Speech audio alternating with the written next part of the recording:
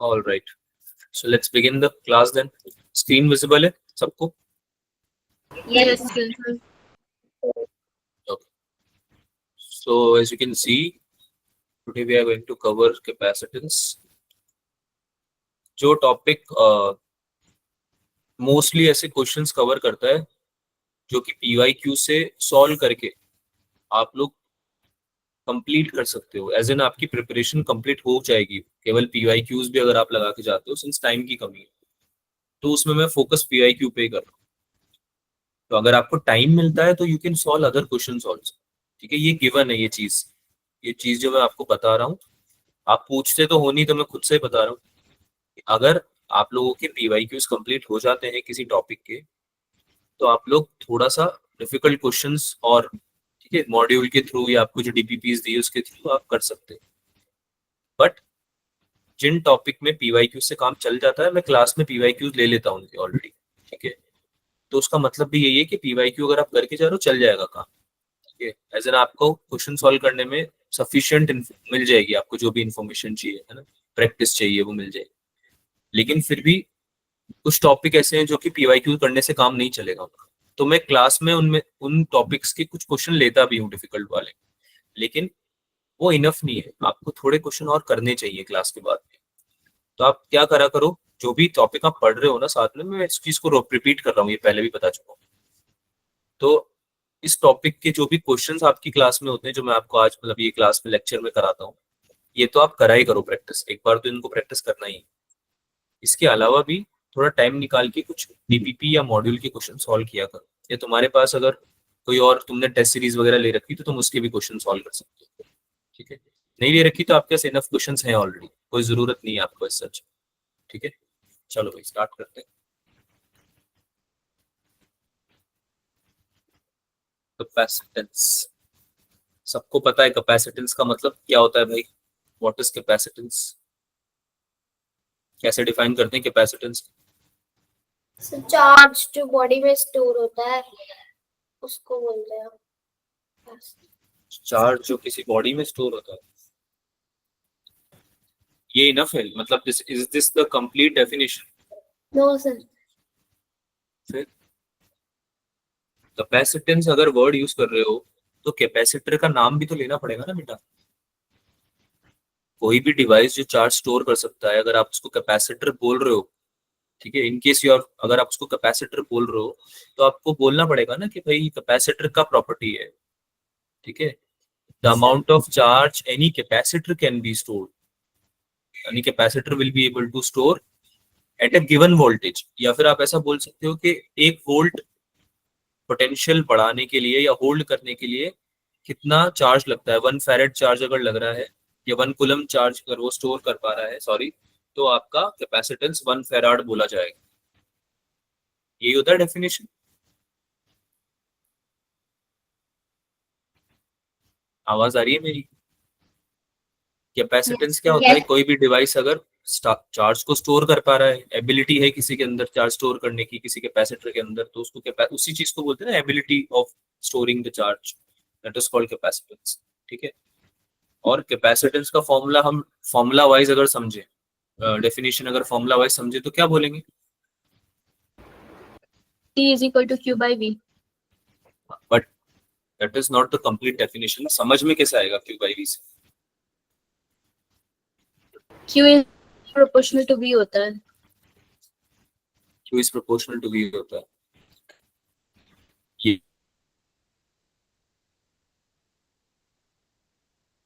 ये तो है ना कि कैपेसिटेंस होता क्या है, तो आप यही तो बोलोगे ना कि अगर किसी बॉडी को आप 1 कूलम चार्ज देते हो तो उसका 1 वोल्ट पोटेंशियल इंक्रीज हो जाता है, यही बोलते हो ना। तो कितना आप अगर एक हाँ, तो आप 1 कूलम चार्ज दे रहे हो किसी को, तो उसका अगर 1 वोल्ट पोटेंशियल इंक्रीज हो जा रहा है तो उसका मतलब है कि उसका 1 फैराड क्या है? कैपेसिटेंस, ठीक है। तो कितना चार्ज दो कि कितना पोटेंशियल इंक्रीज हो जाए, वो चीज बताएगी कि कितनी कैपेसिटेंस है किसी कैपेसिटर की या किसी डिवाइस की, राइट। तो सारा लिंकेज जो है वो किस चीज से है? पोटेंशियल और चार्ज से, और इन्हीं के बेसिस पे आपके सवाल बनेंगे सारे, राइट। चलो भाई स्टार्ट करते हैं। Q इक्वल्स टू CV, या फिर capacitance equals to Q by V, it is your definition. जल्दी जल्दी थोड़ी चीजें कवर करते हैं सिंस आपको ऑलमोस्ट सारी चीजें इसमें पता है। तो जैसे कि अगर हम डिवाइड करें, कैटेगराइज करें, तो एक तो केस हो जाएगा जिसमें कि आपका जो कंडक्टर है, ये जो डिवाइस है जिसका आप कैपेसिटेंस निकालना चाह रहे हो, वो आइसोलेटेड है, सिंगल कंडक्टर है ऐसा बोल रहे हैं। तो जैसे लेट्स से कि एक स्फेरिकल कंडक्टर है, तो इस पे तुमने कुछ क्यू चार्ज दिया, तो इसकी वजह से इसका वी पोटेंशियल इंक्रीज हो गया है ना, इसका पोटेंशियल कितना हो गया, वी हो गया। तो आपका जो कैपेसिटेंस होगा इस बॉडी का, आइसोलेटेड बॉडी का, वो क्या हो जाएगा, क्यू बाई वी। और सिंस आपको पता है स्फेयर का जो पोटेंशियल होता है वो होता है के cube upon R, where R is the radius and Q is the charge distributed over the sphere, right. तो आप वी को क्या लिख सकते हो, के क्यू अपॉन आर। और यहाँ से आपका जो कैपेसिटेंस है वो क्या हो जाएगा, 4 पाई एप्सिलॉन नॉट आर। ये समझ में आता है सबको? Yes sir. Yes, sir. के की वैल्यू 1/4 पाई एप्सिलॉन नॉट ले लेते हैं। This is a formula of the capacitor of an isolated sphere. Sphere के केस में ये कैपेसिटेंस का फॉर्मूला है ना, हर जगह नहीं लगा देना है। कोई आपको सिलेंड्रिकल दे दिया आप उसने कंडक्टर, और तुम 4 पाई एप्सिलॉन नॉट आर लगा के आ जाते हो। ये हरकतें हम अच्छी लगती थी 8th 9th क्लास में जब ये गलतियां होती थी, कि वो अब ये वाली गलती नहीं होनी चाहिए। दूसरा केस टू कंडक्टर वाला, एज इन अभी तो आइसोलेटेड स्फेयर था, अगर हम दो कंडक्टर का एक कॉम्बिनेशन बना दें, सिलिंड्रिकल कॉम्बिनेशन, तो जैसे कि R1 और R2 दो डिफरेंट रेडियस वाले दो कंडक्टर्स है, स्फेरिकल शेयर कंडक्टर्स, ठीक है। तो उस केस में कितना हो जाता है, ये 4 pi epsilon not R1 R2 upon R2 minus R1, ठीक है। ऑब्वियसली ये गिवन होता है कि एक पे चार्ज होगा पॉजिटिव, एक पे होगा चार्ज नेगेटिव, ताकि इलेक्ट्रिक फील्ड एग्जिस्ट करे, ठीक है, जो कि पोटेंशियल को कॉज करे। ये बात समझ में आती है सबको? With in the Yes, conductor electric field को बाउंड करने के लिए ही तो हमने अपोजिट चार्जेस लिए हैं। ये समझ में आता है ना रीजन? आप एक इलेक्ट्रिक फील्ड जो है, जो भी कंडक्टर में चार्ज की वजह से जनरेट हो रही है, वो बाउंड हो जाए विद इन द कंडक्टर, ताकि वो एक पोटेंशियल जनरेट कर पाए, है ना। बात समझ में आती है सबको ये वाली? Opposite Yes, charges sir. क्यों लेते हैं, है ना। तो इसका Yes, sir. डेरिवेशन तो नहीं करेंगे हम, पैरेलल प्लेट कैपेसिटर आगे पढ़ेंगे उसके लिए भी, लेकिन आपको ये बातें, कुछ जो थ्योरेटिकल बातें पता होनी चाहिए। सिमिलरली अगर स्फेरिकल की जगह सिलेंड्रिकल ले लेंगे, तो फिर उसमें लेंथ का एक कंपोनेंट भी आ जाता है, R1 R2, और लेंथ भी आ जाता है। अगेन आपने चार्ज ले लिया अपोजिट पोलैरिटी के, प्लस क्यू से माइनस क्यू, तो ये हो जाएगा capacitance 2 pi epsilon not L upon ln R2 by R। तो ये जो कुछ फॉर्मूले है ना बेटा, ये आपको याद होने चाहिए। मैं इनको बॉक्स में लगा देता हूँ, फॉर्मूला बॉक्स में है, इसका मतलब ये याद रखना ही है। आगे चलते हैं, पैरेलल प्लेट कैपेसिटर की बात करें। अगर दो पैरेलल प्लेट्स आपने लगा दी और उसको आपने कनेक्ट कर दिया बैटरी से, तो जो बैटरी होगी वो कुछ ना कुछ पोटेंशियल मेंटेन करके चलेगी, और उसकी वजह से कुछ ना कुछ चार्ज स्टोर हो जाएगा इसमें, ठीक है। अब जब चार्ज स्टोर होगा तो एक लिमिट तक चार्ज स्टोर होता है। तो हमको पता है कि पैरेलल प्लेट कैपेसिटर में भी सेम हम कॉन्सेप्ट यूज करते हैं कि एक प्लेट पे अगर पॉजिटिव चार्ज है तो दूसरे प्लेट पे आ जाएगा नेगेटिव चार्ज, जिसकी वजह से एक इलेक्ट्रिक फील्ड जनरेट हो जाएगी, ठीक है। और वो इलेक्ट्रिक फील्ड क्या लिखते हैं हम प्लेट्स की वजह से, sigma upon epsilon naught. Am I audible? आवाज आ रही है मेरी? Yes, sir. ये इलेक्ट्रिक फील्ड वगैरह के फॉर्मूले पता है ना भाई? इलेक्ट्रिक फील्ड तो इलेक्ट्रोस्टैट्स में पढ़ के आए हो तुम लोग। Yes, sigma sir. Upon epsilon not is the value of the electric field, है ना। सिग्मा क्या है इसमें, चार्ज पर यूनिट एरिया, ठीक है। ए एरिया की अगर आपकी जो है प्लेट है, तो उस पे जो चार्ज डिस्ट्रीब्यूटेड है वो क्या है, सिग्मा, राइट। तो the electric field will be sigma upon epsilon not. इसको आप Q upon A epsilon not भी लिख सकते हो, this already you know, charge per unit area होता है। और सिंस कैपेसिटेंस आपका Q अपॉन V होता है, और V you can write E into D, right. तो यहां से Yes. आप इलेक्ट्रिक फील्ड को रिप्लेस करके इस फॉर्मूले में कैपेसिटेंस का फॉर्मूला डिराइव कर सकते हो। फॉर पैरेलल प्लेट कैपेसिटर क्या होता है, A epsilon. This formula is very important, ये बताने की आपको जरूरत है ही नहीं मुझे, आपको ये याद भी है, मतलब मुझे उम्मीद है कि आपको ये याद होगा, है ना। तो अधिकतर केस में दो चीजें इंपॉर्टेंट होंगी, एक तो फॉर्मूला याद हो प्राइमरीली, सबसे नंबर 1 इंपॉर्टेंट चीज। दूसरा ये याद हो कि कॉन्सेप्ट यूज क्या हो रहा है। ये दो चीजें अगर आपको आती हैं, आपके मैक्सिमम सवाल सॉल्व हो जाएंगे पेपर में। कोई भी चीज की, it's not just about capacitance और इलेक्ट्रोस्टैटिक्स और करंट इलेक्ट्रिसिटी या 11th के टॉपिक्स में, फॉर्मूला याद रखना है।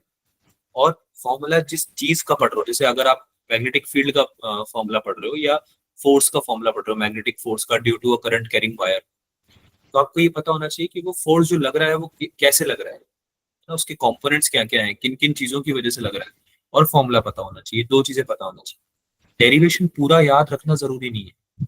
किसी को अगर याद है या समझ में आता है या करना आता है तो बहुत अच्छी बात है, उससे आप एक अंडरस्टैंडिंग जनरेट कर लोगे। डिफिकल्ट क्वेश्चंस आएंगे तो भी आप हैंडल कर पाओगे। लेकिन अगर आपने फॉर्मूला अच्छे से पढ़ा हुआ है, याद है आपको, और ये पता है कि हो क्या रहा है ना, जो कंपोनेंट्स हैं उसमें वो उनका यूज कैसे करना है, तो आप एक डिसेंट लेवल का क्वेश्चन सॉल्व कर पाओगे, जो कि 80% वैसे ही आते हैं नीट। 80 to 85% क्वेश्चन ऐसे ही आते हैं जो कि इतने इन्फॉर्मेशन होने पे इनफली मतलब अच्छे से सॉल्व हो जाते हैं। ठीक है, और तुम अगर 80% मार्क्स फिजिक्स में लेके आ रहे हो तो मेरे को लगता है कि आप लोगों के लिए इनफ होंगे। 80% मार्क्स तो खैर बहुत अच्छे मार्क्स, राइट। चले आगे। Yes sir. चार्ज या energy stored in a capacitor, तो वर्क डन बाय बैटरी और हीट डिसिपेशन, दो चीजें हम पढ़ते हैं इसमें जब हम चार्ज स्टोर्ड या एनर्जी स्टोर्ड की बात करते हैं। तो चार्ज तो सबको पता ही है कि किसी कैपेसिटर को अगर तुमने बैटरी से कनेक्ट कर दिया तो उसमें जो चार्ज स्टोर होता है वो Q इक्वल्स टू CV के बराबर होता है, राइट। अब स्टेडी स्टेट का मतलब क्या है कि बैटरी ने एक कांस्टेंट पोटेंशियल अप्लाई कर दिया है, अब पोटेंशियल चेंज नहीं हो रहा है। ठीक है, कि आपने बैटरी लगाए रखी है तो वो एक सर्टेन पोटेंशियल मेंटेन करके चलेगा कैपेसिटर पे। इस पे मॉक टेस्ट में क्वेश्चन भी आया था, एक याद है ना, कि बैटरी जब तक लगा रखी है, सेल जब तक लगा रखा है आपने, तब तक कैपेसिटर पे वो पोटेंशियल डिफरेंस रहता है। ऐसा क्यों लग रहा है कि मैं जो बातें बोल रहा हूँ वो शायद आप पहली बार सुन रहे हो, या आपको शायद पता नहीं इंटरेस्ट नहीं है पढ़ाई में, क्या है क्या ऐसा कुछ चीज? No sir. ठीक है, बता दो यार, ऐसा है मतलब मैं why would I waste energy. पता है तो आप you can leave the class. ठीक है, इफ एवरीबॉडी विल लीव तो मैं समझ जाऊंगा सबको आती है ये चीजें, तो फिर मैं नहीं पढ़ाऊंगा। मैं जब कुछ आपको डिस्कस कर रहा हूँ तो आपको यस या नो बोलना है, दिस इज अ कंडीशन। अभी तुम लोगों का लास्ट बैच था जिसको मैंने अलाउ कर दिया है कैमरा ऑन करे बिना पढ़ना। आने वाले बैचेस में मुझे एक्जैक्टली पता है तुम में से कौन से बच्चे का नेटवर्क आता है और किसको दिक्कत भी नहीं है कैमरा ऑन करने में, फिर भी मैं किसी को भी नहीं बोलता ऑन करने के लिए। पर तुम लोग तो यार अनम्यूट भी नहीं करते हो, ना चैट में रिप्लाई करते हो, ना कुछ इमोटिकॉन भी यूज नहीं करते तुम। ये थम्स अप थम्स डाउन भी नहीं करते तुम। टेक्निकली आपको अलाउ भी नहीं करना चाहिए क्लास में पढ़ने के लिए। आपको अगर आप किसी कोचिंग में जाओगे ना, पैसा देके पढ़ोगे, फिजिक्स वाला या कोई आकाश में जाओगे, एलन में जाओगे, तो आपको इस तरह से पढ़ना अलाउ भी नहीं करेंगे, बिकॉज ऐसे नहीं पढ़ाई होती है। कोई टीचर नहीं पढ़ाएगा आपको ऐसे। अगर वो दो चीजें जान आपको बताने का सोच के भी आया होगा ना कि आपको बता दे आपकी हेल्प हो जाए, तो उसका खुद का मन नहीं करेगा टीचर का आपको बताने का, बिकॉज आप इंटरेस्टेड ही नहीं लगोगे ना उनको, टीचर्स को। This is not the way to study, बिल्कुल भी। मैं बोल रहा हूँ कि मॉक टेस्ट में इस पे क्वेश्चन आया है, तो मैं ये जानना चाह रहा हूँ ना कि तुमको कहीं याद है या नहीं है वो कॉन्सेप्ट। वो सेम तरह का क्वेश्चन दोबारा आ जाएगा तो फिर से तुम गलत करके आ जाओगे, फिर उसको क्या फायदा पढ़ाई करने का? याद आ रहा है किसी को ऐसा कोई क्वेश्चन आया था? Yes sir. थ्योरेटिकल क्वेश्चन था एक, कि भाई कैपेसिटर को अगर कनेक्टेड है, बैटरी से कनेक्टेड है, थ्योरेटिकल क्वेश्चन में ये स्पेसिफिकली पूछा गया था कि आपको क्या ये जानकारी है कि अगर आप बैटरी कनेक्टेड रखोगे तो वो पोटेंशियल डिफरेंस मेंटेन करके चलता है कैपेसिटर पे, जब आप हटा दोगे तो पोटेंशियल कांस्टेंट नहीं रहता, राइट। तो स्टेडी स्टेट बोलते हैं उस चीज को। अगर आपने सवाल करे भी होंगे ऐसे जिसमें लिखा होगा कि स्टेडी स्टेट में है आपका कैपेसिटर, करे ऐसे सवाल? Yes yes sir. यस। क्या मतलब होता है उसका? पोटेंशियल कांस्टेंट है। आपका जब स्टेडी स्टेट होता है, कैपेसिटर बिहेव करता है ओपन सर्किट के लिए ना, करंट फ्लो नहीं करेगा उसमें। कांस्टेंट है मतलब करंट फ्लो नहीं करेगा। चार्जिंग का केस अलग होता है, ठीक है, जब करंट फ्लो नहीं कर रहा उसका केस अलग है। कैपेसिटर फुल्ली चार्ज हो चुका है तब मतलब है स्टेडी स्टेट आ गई है, फुल्ली सर चार्ज। हाँ, सर जब कैपेसिटर स्टेडी स्टेट में होता है तो उनके बीच इलेक्ट्रिक फील्ड भी नहीं सेटअप होती? बेटा होती है, लेकिन आपका जो चार्ज है ना वो अब और ट्रांसफर नहीं हो रहा, फुल्ली चार्ज हो चुका है। मतलब ऐसा होता है ना, बैटरी से जैसे कनेक्ट करते हो किसी डिवाइस को तो बैटरी चार्ज ट्रांसफर करना चालू कर देती है, करंट भी Yes. उसी से फ्लो होता है, करंट भी उसी से फ्लो होता है। लेकिन स्टेडी स्टेट का मतलब ये है कि चार्ज हो चुका है, फुल्ली चार्ज हो चुका है कैपेसिटर, और जो वोल्टेज है वो स्टेबलाइज हो गया है across the capacitor plates. Okay, sir. ठीक है, ये दो चीजें याद रखनी है बहुत अच्छे से। एक तो फुल्ली चार्ज हो गया है, एक वोल्टेज जो है वो क्या हो गया है, स्टेबलाइज हो गया है। स्टेडी स्टेट का मतलब constant and equal supply of voltage. ठीक है, तो करंट ड्रॉप हो जाता है, क्योंकि स्टेडी स्टेट आ गई है तो करंट ड्रॉप हो जाएगा, ओपन सर्किट की तरह बिहेव करेगा वो। ठीक है, आगे चले। Yes. ठीक है, अच्छा Yes, sir. इंडक्टर क्या करता है, इंडक्टर क्या करता है इसमें? So magnetic field से conduct होता स्टेडी स्टेट की बात करें तो इंडक्टर क्या करता है, वो शॉर्ट सर्किट हो जाता है। इंडक्टर जो होता है वो शॉर्ट सर्किट हो जाता है, तो करंट फ्री करता है, एकदम फ्रीली फ्लो करता है, सॉरी फ्रीली ना, जीरो वोल्टेज अक्रॉस इट, मतलब जीरो वोल्टेज होगा आपका। बात समझ में आ रही है? कैपेसिटर और इंडक्टर में डिफरेंस समझ में आ रहा है? Yes, sir. है ना। इंडक्टर के केस में क्या होता है, उल्टा होता है, करंट जो है वो फ्रीली फ्लो करेगा, शॉर्ट सर्किट मतलब बहुत सारा करंट, जीरो वोल्टेज हो जाएगा। ठीक है, जबकि कैपेसिटर में कांस्टेंट वोल्टेज हो रहा है। दोनों चीजों में डिफरेंस समझ में आ रहा है? कैपेसिटर में क्या हो रहा है, कांस्टेंट वोल्टेज हो रहा है, कांस्टेंट वोल्टेज। आगे चले, सम आगे फॉर्मूला डिस्कस कर लेते हैं Yes. इसके। Yes, sir. अब वर्क डन बाय बैटरी तुमको पता है होता है जितना चार्ज फ्लो हुआ है मल्टीप्लाई बाय द वोल्टेज, है ना। वी वोल्टेज है अगर आपकी बैटरी का, तो उससे मल्टीप्लाई करना पड़ेगा आपको कि कितना चार्ज फ्लो हुआ है, यही आपका वर्क होगा बैटरी का। है। Do we know this, do we know this? Yes. Yes. Yes, sir.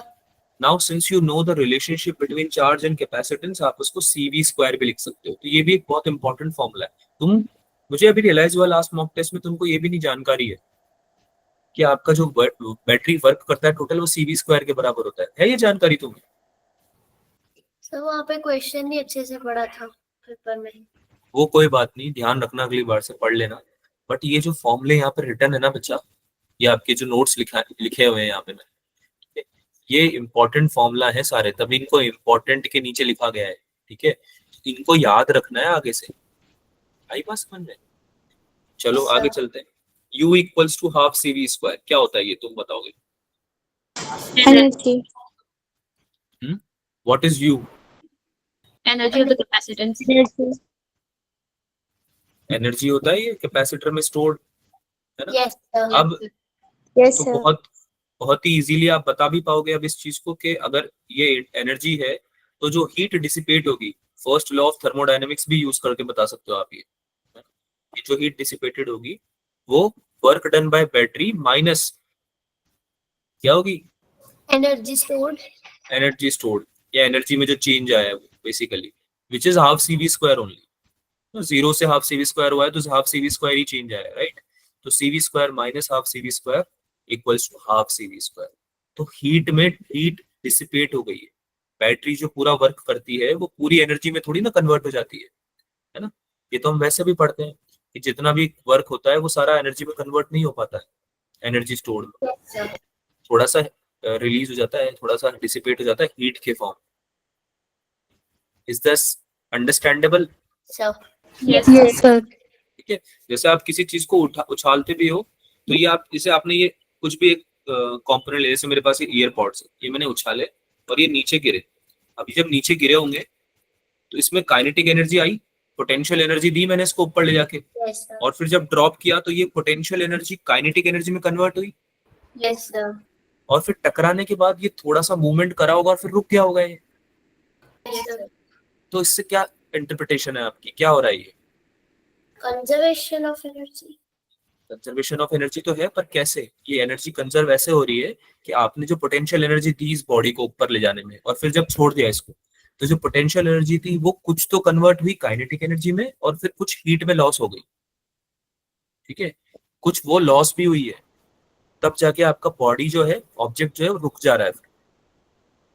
समझ में आया?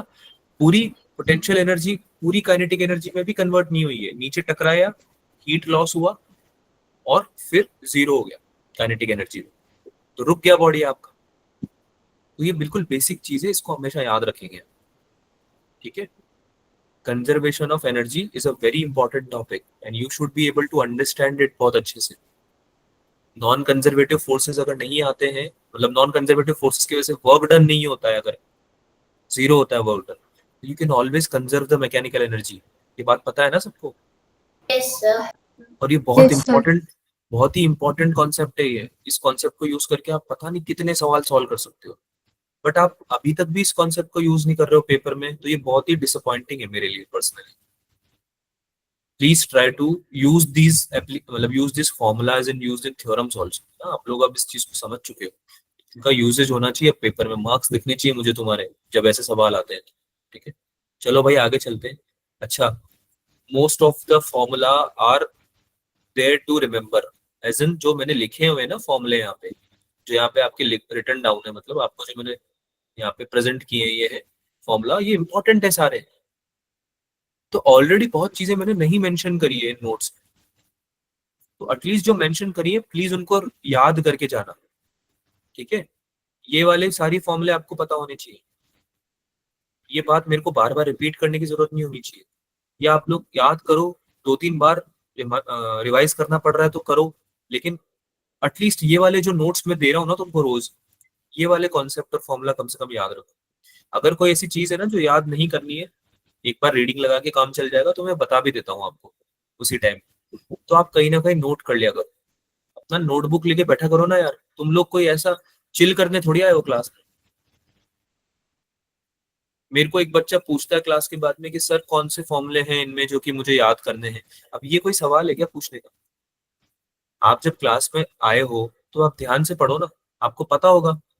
बताऊंगा मैं आपको साथ के साथ कि कौन से याद करने हैं और कौन से नहीं याद करने, ठीक है। Please bring a notebook along with you, एक नोटबुक रखो साथ में और लिखा करो कुछ भी चीज बताई जाती है इंपॉर्टेंट। फोर्स बिटवीन प्लेट्स की बात करते हैं, ऑब्वियसली अपोजिट पोलैरिटी है, तो फोर्स ऑफ अट्रैक्शन होगा इनके बीच में due to charge Q1 minus Q, ठीक है। इलेक्ट्रोस्टैटिक फोर्स की बात कर रहे हैं हम यहाँ पे, ये बात समझ में आती है सबको? Electrostatic Yes, force sir. Exist है, जो कि हम बोल सकते हैं F इक्वल्स टू QE, है ना। अब माइनस Q चार्ज की वजह से जो फोर्स ऑफ अट्रैक्शन है उसको हम लिख देते हैं Q upon 2A epsilon not, sigma upon epsilon not. Sigma upon 2 epsilon not या सिग्मा अपॉन एप्सिलॉन नॉट, कितनी होगी electric field? Epsilon. Sigma bye 2 epsilon. एक प्लेट की बात हो रही है या दोनों प्लेट की बात हो रही है, पहले ये बताओ। एक प्लेट की, अगर 2 एपिसाइलन हाँ। बोल रहे। हाँ, तो ये बहुत बेसिक गलती है जो कि आप कर देते हो, ठीक है। ऐसी चीजें पेपर में बिल्कुल भी अफोर्डेबल नहीं है, ये गलतियां याद रखना ये चीज। तो फोर्स आ जाता है बेटा यहाँ से F equals to Q square upon 2A epsilon. This is the force between plates of a capacitor, ठीक है। सवाल कैसे बन सकता है, एक एग्जांपल यहाँ पे लिया है हमने कि कैपेसिटर को तुमने कनेक्ट कर दिया है एक स्प्रिंग से और इसका मोशन रेस्ट्रिक्ट कर दिया है, दोनों तरफ से हिंज कर दिया है, इसको बांध दिया है। कैपेसिटर के दोनों प्लेट्स पे अपोजिट चार्जेस है, तो इनके बीच में कुछ ना कुछ फोर्स ऑफ अट्रैक्शन लगेगा, बोलो हाँ या ना। Yes sir. तो इसकी वजह से इस स्प्रिंग में स्प्रिंग फोर्स आ जाएगा kx, यस सर। एलोंगेशन होगा ना भाई, एलोंगेशन होगा ना स्प्रिंग का कुछ ना कुछ, ठीक है, चेंजेस आएंगे उसकी लेंथ में, तो वो kx फोर्स जनरेट करेगा। Should be equal to the force between the plates of capacitor, जो कि होता है Q square upon 2 epsilon naught. तो दोनों को इक्वेट करके हम निकाल सकते हैं एलोंगेशन। जनरली एलोंगेशन ही पूछते हैं कि कितना x का वैल्यू है। कर लोगे ऐसे सवाल? ये तो एक बेसिक एग्जांपल है, बट ये आपको एक समझाने के लिए कि इसका यूजेज कैसे आ सकता है, मतलब फोर्स बिटवीन द प्लेट्स को कैसे सवाल में इनकॉर्पोरेट कर सकता है एग्जामिनर, ठीक है। तो आपको पता होना चाहिए ऐसे करते हैं। आगे बात करते हैं कॉम्बिनेशन की, ये तो तुम्हें समझ में आता है यार, इसमें तो कुछ डिस्कशन की जरूरत नहीं होनी चाहिए, है ना। बिल्कुल रेजिस्टेंस वाला गेम चलेगा मोस्ट ऑफ द चीजों में, कैपेसिटर में भी, कि भाई यहाँ पे सीरीज में कनेक्टेड है तो यहाँ पे इस बार उल्टा हो जाता है, बस इतना सा याद रहेगा ना तो सबको कि भाई Yes, sir. रेजिस्टेंस में जो सीरीज का फॉर्मूला होता है वो कैपेसिटर में पैरेलल का होता है, और जो रेजिस्टेंस में पैरेलल का होता है वो कैपेसिटर में सीरीज का होता है। तो सीरीज में दो कैपेसिटर है C1 C2, तो C1 C2 upon C1 plus C2 आपका इक्विवेलेंट कैपेसिटेंस का फॉर्मूला बन जाएगा। अच्छा, सीरीज में अगर है तो ये बात सबको पता होनी चाहिए कि जो पोटेंशियल ड्रॉप्स होती हैं दोनों में सेम होती है, अलग होती है? अलग अलग। अलग अलग अलग अलग। पक्का? Yes yes sir. Sir. Yes sir. ठीक है। और जब रेजिस्टेंस की बात होती थी, रजिस्टर्स की, तो उसमें क्या सेम होता था सीरीज में? करंट। करंट सेम होता था। तो ये भी अपोजिट है, याद करने में आसानी होती है ना? ठीक है। ये which is a reason also कि जब सीरीज में कैपेसिटर लगे होते हैं तो जो फॉर्मूला बनता है ना वो रजिस्टर में पैरेलल वाला बन जाता है। यही रीजन है, लॉजिक जो है वो ये है। बात समझ में आती है सबको? ये यस यस सर। ना, पोटेंशियल ड्रॉप्स अलग अलग होगी। Q इक्वल्स टू तो यही हो जाएगा, जितना चार्ज फ्लोन है दोनों कॉम्बिनेशन में वो हो जाएगा C equivalent into V। V is the voltage of the battery. ठीक है। वहीं अगर आप पैरेलल की बात करो तो उसमें जो चार्ज फ्लोन होता है वो अलग अलग होता है, दोनों कैपेसिटर में अलग अलग चार्ज जाएगा, Q1 Q2। ठीक है। कंजर्वेशन ऑफ चार्ज से आप ये भी बोल सकते हो कि Q जो होगा वो Q1 प्लस Q के बराबर होगा। ये बात मुझे बताने की जरूरत तो नहीं है। No sir. तो ये बहुत इंपॉर्टेंट पॉइंट है, ये यूज होता है क्वेश्चन में, क्वेश्चन सॉल्विंग में। जब आप इस चीज को यूज करोगे ना तो you will be able to solve a lot of questions. ठीक है। इक्विवेलेंट कैपेसिटेंस यहाँ पे C1 प्लस C2 हो गया, Q1 आप लिख सकते हो C1V, Q2 हो गया C2V, डायरेक्ट फॉर्मूला यूज कर लोगे। Is that right? क्योंकि यहाँ पे पोटेंशियल ड्रॉप सेम हो जाएंगे, पोटेंशियल ड्रॉप सेम हो जाएंगी इस केस में। कूल है भाई, आगे चले। Yes sir. Yes sir. अच्छा, अगर n आइडेंटिकल कैपेसिटर लगा दिए, एज इन बहुत सारे C कैपेसिटेंस के कैपेसिटर लगा दिए मैंने, तो आप C इक्विवेलेंट डायरेक्ट लिखना सीखना आना चाहिए आपको कि अगर n आइडेंटिकल कैपेसिटर है सीरीज में तो इनका C इक्विवेलेंट क्या हो जाएगा भाई? C/3 है ना। C/n मतलब जितने नंबर ऑफ कैपेसिटर्स है उसको डिवाइड कर दो, तो यहाँ पे C/3 आ जाएगा इस एग्जांपल में। Yes sir. तो ये आपको पता होना चाहिए। पैरेलल में होगा अगर तो n टाइम्स C हो जाता है, मल्टीप्लाई हो जाता है डायरेक्ट नंबर्स। आगे चलते हैं। अब यहाँ पे जैसे अंडरस्टैंडिंग के लिए मैंने आपको एक एग्जांपल लगाया कि भाई अगर ऑल्टरनेटिवली ऐसा दिया हुआ हो स्ट्रक्चर, कैपेसिटर नहीं बना दे, वो प्लेट्स को इस तरह से अगर डायग्राम में दिखाए तो उसको कैसे समझेंगे, कैसे सॉल्व करेंगे, वो आपको दिखाया हुआ है यहाँ पे। तो एज यू कैन सी यहाँ पे वायर से कनेक्टेड है 1 और 2, ये दिख रहा है यस सर। है ना। तो इसकी वजह से जो पोटेंशियल होगा दोनों में वो सेम होगा, 1 और 2 पे जो पोटेंशियल होगा वो सेम होगा, है ना। यस। कनेक्ट कर देना। अरे भाई अगर तुम किसी भी रजिस्टर को भी अगर कनेक्ट कर देते थे तो उस पे पोटेंशियल भी तो ऐसे डिस्ट्रीब्यूट होता था। अगर आप किसी दो पॉइंट्स को साथ में कनेक्ट कर देते थे, सॉरी, तो उन दोनों पॉइंट्स पे पोटेंशियल सेम हो जाता था। ठीक है। Yes sir. तो यहाँ पे भी 1 और 2 पे सेम हो जाएगा। तो हम जब इसको सॉल्व करेंगे, सिंप्लीफाई करना सीख लो इसको, बहुत इंपॉर्टेंट है सिंप्लीफिकेशन इसका। इस तरह के क्वेश्चन आ जाएंगे अगर तो परेशान हो जाओगे। तो यहाँ पे 1 और 2 प्लेट्स हो गई, 1 और 2 पॉइंट्स हो गए, सॉरी, और x और y पॉइंट हो गए। तो 1 और 2 पे सेम पोटेंशियल होने की वजह से उनको हम साथ में लिख रहे हैं। अब जो प्लेट्स है उनको कैसे सॉल्व करेंगे आगे, कि यहाँ पे हमें दिख रहा है कि 1 और x के बीच में एक कैपेसिटर है, क्या ये हमें दिख रहा है? Yes sir. 1 और x के बीच में एक कैपेसिटर, इनके बीच में कैपेसिटर है। तो इसको हमने मेंशन कर दिया x और 1 2, सिंस वो सेम है तो साथ में लिख रहे हैं, के बीच में एक कैपेसिटर है C कैपेसिटेंस वाली। इसके बाद हमने देखा कि x और 2 के बीच में भी एक कैपेसिटर है C कैपेसिटेंस वाली, तो ये भी हमने मेंशन कर दिया। x से कनेक्ट किया 2 को, बोलो हाँ या ना। Yes sir. Yes sir.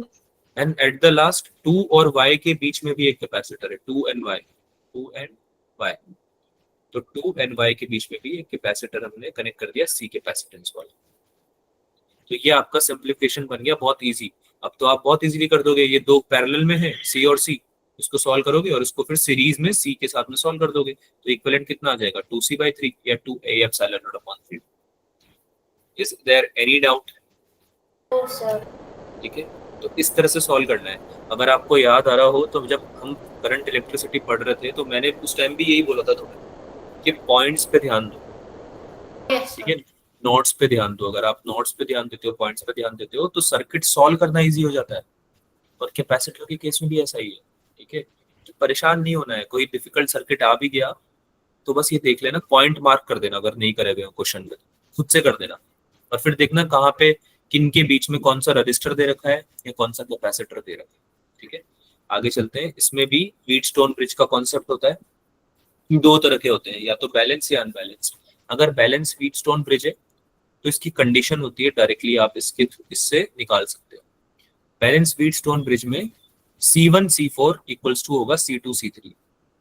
ऐसे याद रखना इसको कि ऑपोजिट जो कैपेसिटर दिख रहे हैं तुम्हें व्हीटस्टोन ब्रिज में, उनका मल्टीप्लीकेशन करना है। तो C1 को मल्टीप्लाई करोगे C4 से और C3 को करोगे C2 से, है ना, क्रॉस में मल्टीप्लाई करना है और दोनों को इक्वल करना है। ठीक है, दोनों का जो प्रोडक्ट है वो इक्वल होगा, C1 C4 will be equal to C2 C3। तो अगर ऐसा होता है, ये चेक करने का तरीका है, अगर किसी आपके सर्किट में ऐसा है किसी कॉम्बिनेशन में, तो आप बोल सकते हो कि C5 को मैं एलिमिनेट करने वाला हूं या वाले। ठीक है, C5 को आप एलिमिनेट कर सकते हो, उसमें कोई चार्ज फ्लो नहीं करेगा। Is that cool? Yes, sir. Yes. ठीक है, तो you can simplify the circuit in this way. ये इस तरह से बना हुआ भी हो सकता है। तो दोनों तरीके आपको समझ में आने चाहिए कि ये भी जो बना हुआ है ना, ये व्हीटस्टोन ब्रिज की तरह ही बना हुआ है। ये वाला कॉम्बिनेशन दिख रहा है सबको? This is also a Wheatstone bridge formation. ठीक है, Yes, sir. ओके। अब बात करते हैं व्हाट इफ के अनबैलेंस्ड व्हीटस्टोन ब्रिज बन जाए। तो बैलेंस तो पढ़ ही लिया है, अनबैलेंस भी तो हो सकता है। तो उसको सॉल्व करने का तरीका क्या है? क्योंकि अनबैलेंस में ये बात बहुत अच्छे से समझ लेना कि C1 C4 जो है वो C2 C3 के बराबर नहीं होगा। क्या ये बात समझ में आती है आप लोगों को? Yes. Yes. Yes. ठीक है, अनबैलेंस व्हीटस्टोन ब्रिज में क्या नहीं होगा? रिपीट करो। Condition. C1 C4 is not equals to C2 C3. हाँ, दिस इज अ कंडीशन। ठीक है, वैसे जनरली अनबैलेंस व्हीटस्टोन ब्रिज पे क्वेश्चन नहीं आएगा, बट आ सकता है, ऐसा कुछ नहीं है कि नहीं आएगा। ठीक है, चांसेस के ऊपर हम अपनी तैयारी नहीं छोड़ सकते ना बेटा, तो आपको दोनों तरीके से सॉल्व करना आना चाहिए। ठीक है भाई, आगे चले, समझे इसको सॉल्व कैसे करना है? Sir. Yes, sir. ठीक है, तो इसको सॉल्व करने का तरीका बेटा सिंपल है। आपको बस क्या करना है, यहाँ पे जंक्शन लॉ का इस्तेमाल करना है और पॉइंट पोटेंशियल मेथड का इस्तेमाल करना है। पॉइंट पोटेंशियल और जंक्शन लॉ को क्लब करके आपको ये सोल्यूशन निकालना है। कैसे निकालोगे? जैसे किसी पॉइंट को, इसको याद रखना, जो पॉइंट आपके बैटरी से डायरेक्ट कनेक्टेड नहीं है ना, उसमें नेट चार्ज 0 होने वाला है। नेट क्यू की वैल्यू, क्यू नेट की वैल्यू 0 होने वाली है। ठीक है, कंजर्वेशन ऑफ चार्ज भी यही बोलेगा। Am I clear? सर दोबारा रिपीट करना। मैं लिख भी देता हूं यहाँ पे, जो पॉइंट बैटरी से कनेक्टेड नहीं है डायरेक्टली, ये ऐसे हिंदी में लिख दूं ना, चलेगा ना? Yes sir. Yes sir. Hindi समझ में आती है? आती है सर। तो बैटरी से कनेक्टेड नहीं है डायरेक्टली समझ में आता है? डायरेक्टली मतलब क्या होता है? ठीक है, उन पे आपको क्या करना है, क्यू नेट यानी कि जितना भी चार्ज फ्लो हो रहा है उसके थ्रू, उस पॉइंट के थ्रू, वो 0 करना है। ये तरीका है सॉल्व करने का। ठीक है, और वैसे भी आपको भी लॉजिकली भी समझ में आना चाहिए कि कंजर्वेशन होने वाला है चार्ज का उस पॉइंट पे। जो बैटरी से कनेक्टेड ही नहीं है उसमें तो कंजर्व रहने वाला है ना चार्ज, डायरेक्टली थोड़ी ना प्रोवाइड कर रही है बैटरी उसको चार्ज। Yes sir. बात समझ में आ रही है? तो यहाँ पे कौन कौन Yes, से sir. पॉइंट है जो कनेक्टेड नहीं है बैटरी से? एक्स और वाई। Yes sir. तो एक्स और वाई पे लगाना है आपको पॉइंट पोटेंशियल मेथड और junction rule. Point potential method क्या होता है कि आपको जब लिखना है चार्ज फ्लो, तो आपको उस पॉइंट पे कितना चार्ज है वो लिखने के लिए आपको मतलब देखना पड़ेगा कि कौन से कैपेसिटर कनेक्टेड है उससे। और जब कैपेसिटर पे चार्ज फ्लो लिखना है आपको, किसी कैपेसिटर में कितना चार्ज फ्लो हो रहा है वो लिखना है आपको, तो आपको किसी दो पॉइंट के बीच का पोटेंशियल डिफरेंस चाहिए रहेगा। ठीक है, जंक्शन रूल ने तो हमें ये बताया कि Q1 plus Q2 plus Q3 0 होगा। Am I right? Yes sir. Junction rule ने तो हमें ये बताया, और पॉइंट पोटेंशियल मेथड हमें बता रहा है कि निकालना कैसे है Q1 प्लस Q1 Q2 और Q3। क्या दोनों बात आपको समझ में आई है? मैं रिपीट करूं?